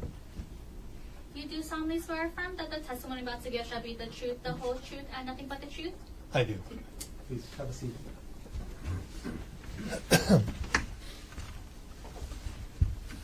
Okay, good afternoon. Good afternoon. All right, as you testify today, could you please speak into the microphone as much as possible? I will do that. And first things first, could you please state your name? My name is Peter Mast. And what do you do for work, Mr. Mast? I'm a engineer. I work part-time for a company providing business consultation, about a quarter time. And where do you live? I live in Maui at 263 Kambalai Circle in Kalalui. Who do you live with? My wife Judith. Mr. Mast, are you related to any person involved in this case? The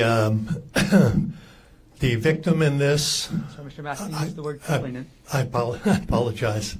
Ariel Worthington is my stepdaughter. Okay. As of March 24, 2025, who was Ariel married to? She was married to Gerhardt Konig.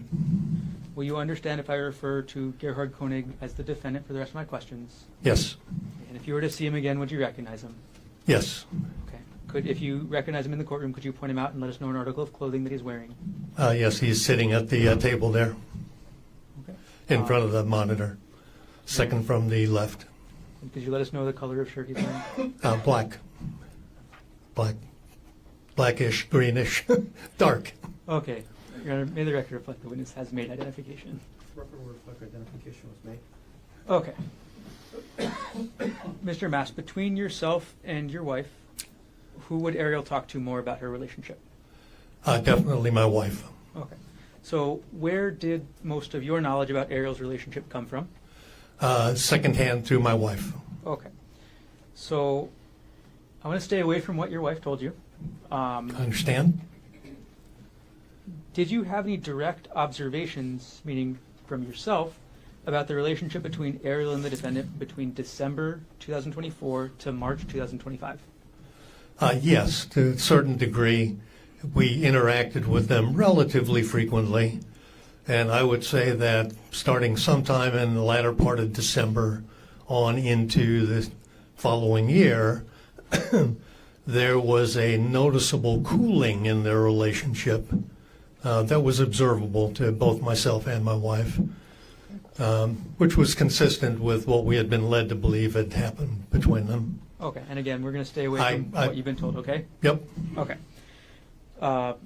What sort of context did you make these observations in? And I'm asking public or private. Generally, these were private dinners together, that kind of thing. So from the outside, from a public view, was there any indication of any strained relationship? I cannot answer that. I mean, cause for speculation about others. Overruled. The answer will stand. Okay. So your answer is you don't know the answer. I don't know the answer to that. I can't speak to how others observed them.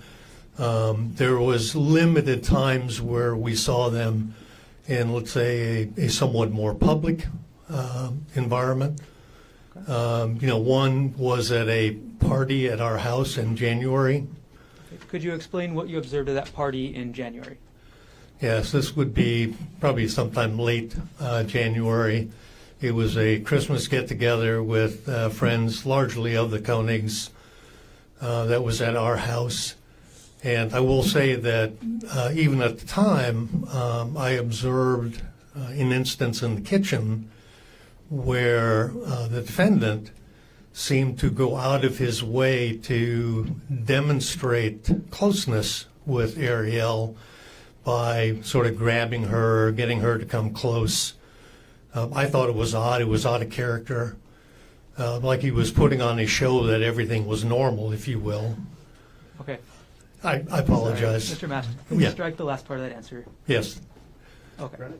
So, and again, let's just keep it to what you actually observed, okay? Yeah. Okay. Now, I'm going to move on, Mr. Master, to March 24th, 2025, okay? Okay. All right.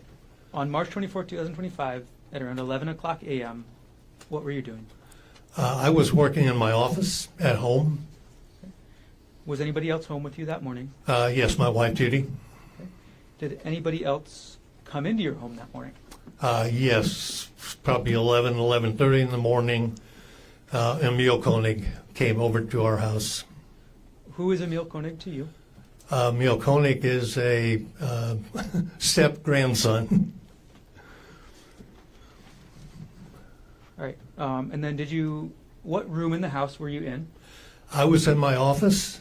Judy was in the living room next door watching TV. I was at my computer working. Okay.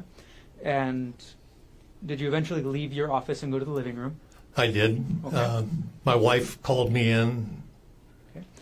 And I'm going to jump ahead in time, Mr. Mast. As a result of what happened that morning with you, your wife, and Emil, where did you and your wife go? As a result of what we heard, we got a flight and flew from Maui to Oahu. And took flight here, got in probably about 2 o'clock in the afternoon, went over to Queens Medical Center. And who did you see at Queens Medical Center? We went to see Ariel. Mr. Master, are you aware of any loan that you and your wife provided to Ariel and Gerhardt Konig? Yes, Is that loan still outstanding? it is not. Okay. When was that loan paid? That loan was repaid probably sometime in April of that year And how was it repaid? in the form of transaction, a electronic transaction. Okay, and I'm sorry. Who was the person that fulfilled that transaction? Ariel. Okay. Mr. Master, thank you. I have no further questions for you today. Okay.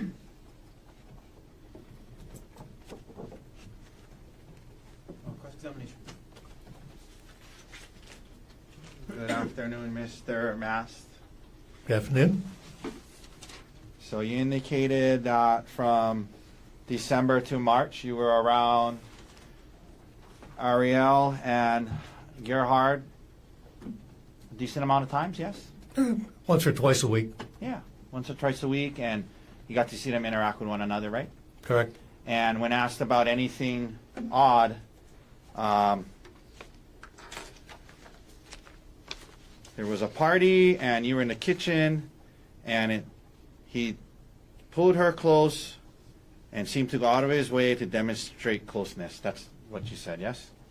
Correct. All right. No further questions. Thank you, sir. Any redirect? Thank you.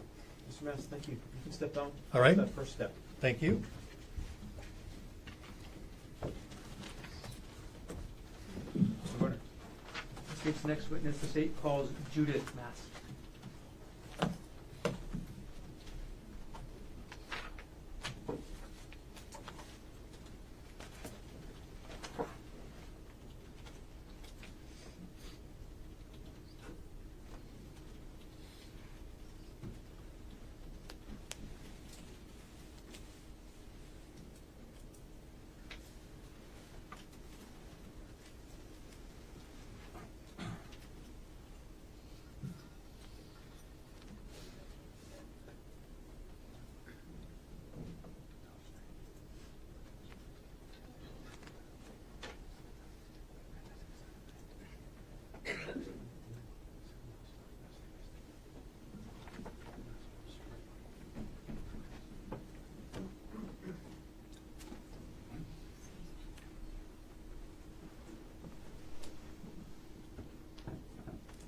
Please raise your right hand.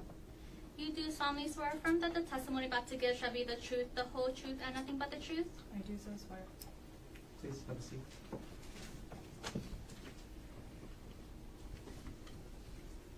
Okay, good afternoon. Good afternoon. First thing I'm going to ask you to do is if you can pull the microphone as close to you as possible and speak directly into the microphone for the rest of this afternoon, okay? Okay. All right. Can you please state your name? My name is Judith Lynn Mast. Is it okay if I call you Judy for the rest of my questions? Please do. Judy, what do you do for work? I am retired. Congratulations. Thank you. Where do you live? I live in Kahului, so it's 263 Kamalei Circle, Kahului, 96732. And who do you live with? My husband, Peter Mast. Judy, are you related to any person involved in this case? Yes, I am. Okay. Who are you related to? Ariel Konig is my daughter. As of March 24th, 2025, who was Ariel married to? Gerhardt Konig. Will you understand if I refer to Gerhardt Konig as the defendant for the rest of my questions? Yes, sir. How close were you and Ariel? We were and continue to be very close. Without going into any details of what was said, did Ariel discuss her relationship with the defendant with you? Yes, she did. Aside, again, from what Ariel may have told you or may have said, did you have any direct observations of the relationship between Ariel and the defendant between December 2024 to March 2025? Yes, I did. Okay. Can you explain what, and again, speaking from your own observations, what you observed? There was tension,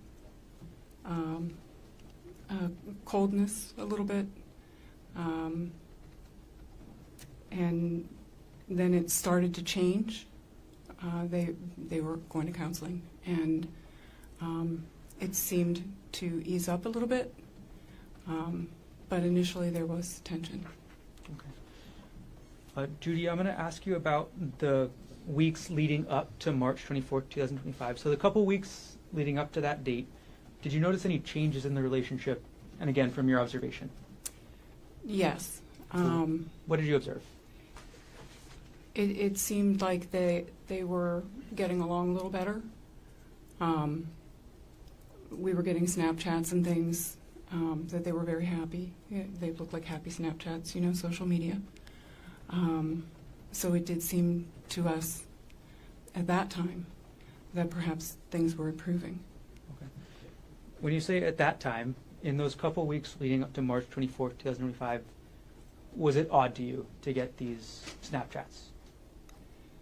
Did you think anything of it? Not at that time, no. Okay. All right, Judy, I'm going to move forward to March 24, 2025. At around 11 o'clock a.m., what were you doing? As much as I hate to say, I was listening to an audiobook and crocheting. I'm 65, not 85, I promise. And was this at your home? I was at home. I was in my living room crocheting and listening to an audiobook. Was anybody else home with you that morning? My husband was there. He was in the next room. And that morning, did anybody else come into your home? Yes, as I was sitting there, I heard the front door lock activate. It's an electronic lock, so when you punch in the code, you can hear it. And then, of course, the dog went nuts. And Emil came in with his girlfriend. Right. Were you able to observe Emil's demeanor when he came into your house that morning? Yes. Okay. What were your observations of Emil's demeanor? He was very upset.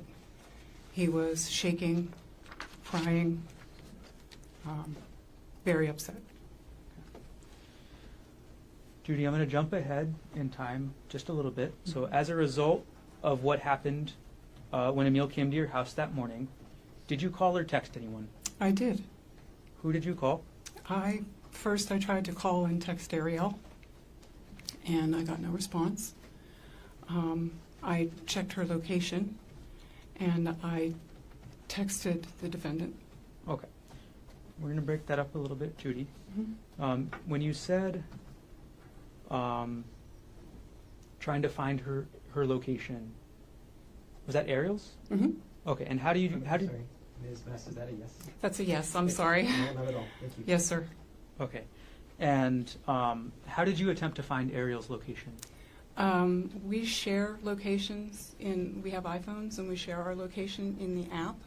So I can pull up her name in chat and see where she is. We've had it for years.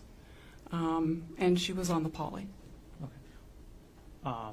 Is that Ariel's location or the phone's location? the phone's location. And how often did you use the sharing locations function on your phone? Oh, quite a bit. In terms of timing, when did you try and look up Ariel's location on your phone? From the time that Emil came to visit me, through even when because we came to Oahu pretty quickly thereafter, and even when we were at the hospital, her phone was still on the Poly, even though Ari was still in the hospital. So I actually gave my phone to the detective to see if they could locate the phone. Okay. I'm going to backtrack just a little bit, Judy. You mentioned that you texted the defendant. Do you remember what time you texted him? It was 11:33. 11:33 a.m.? Yes. Okay. And what did you text the defendant? Is Ari okay? When you texted the defendant, is Ari okay? Did he respond saying that Ariel attacked him? No, sir, he did not. Did the defendant respond to your text saying Ariel went crazy? No, he did not. Ms. Mast, when you asked the defendant through text if your daughter was okay, did the defendant respond at all? No, he did not. Thank you. I have no further questions. Thank you. Cross-examination. Very briefly, good afternoon, Ms. Mass. When Emil got to your house, he was very upset, visibly shaking, correct? When he came in, yes, he was very upset. He was visibly shaking, yes. Yes. Very upset, visibly shaking, crying, emotional, distressed, yes? He didn't start crying and being very emotional until he started to talk to me. But then, yes, he did cry and he was emotional, yes. At your house, Mhm. while he was there, Mhm. so there were times he was very upset, he was shaking, there were times he was crying, he was emotional and distressed while he was at your house, yes? Yes. All right, thank you, ma'am. No further questions. Any redirect? No, thank you. Ms. Mass, thank you very much for being here. You can sit down. Thank Watch you. that first step. Thank you very much.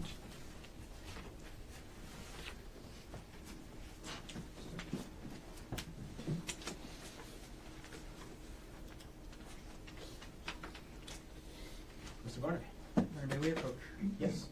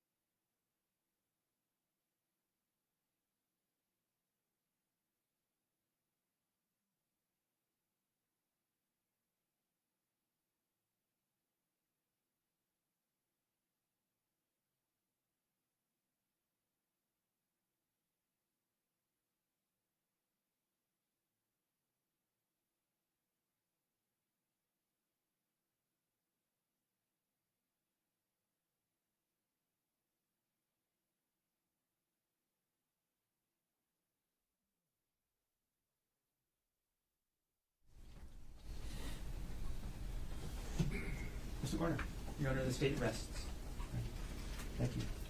So, ladies and gentlemen, you heard Mr. Garner rest the state's case in chief. The state doesn't have any other evidence to present at this point in time. Mr. Otake or Mr. Dirks, does the defense wish to present any evidence in this case? Yes, Your Honor, but scheduling wise, we Can we take it have up our tomorrow? witnesses scheduled for tomorrow. I know it's a little early. No, not at all. But- Can we take up your witnesses tomorrow? That would be great, because they're not here. Thank you. So, ladies and gentlemen of the jury, I'm going to release you a little bit early. It's been a long day. Thanks for hanging in there. Plan on being here for the full day tomorrow again as well.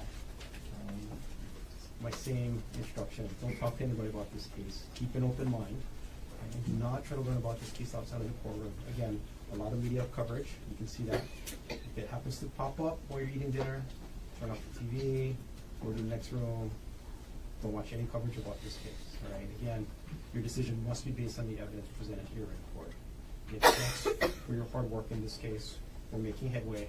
We are on, if not slightly ahead of schedule, so that's the good news. When I get a better idea about what the schedule is really going to unfold, I'll let you know.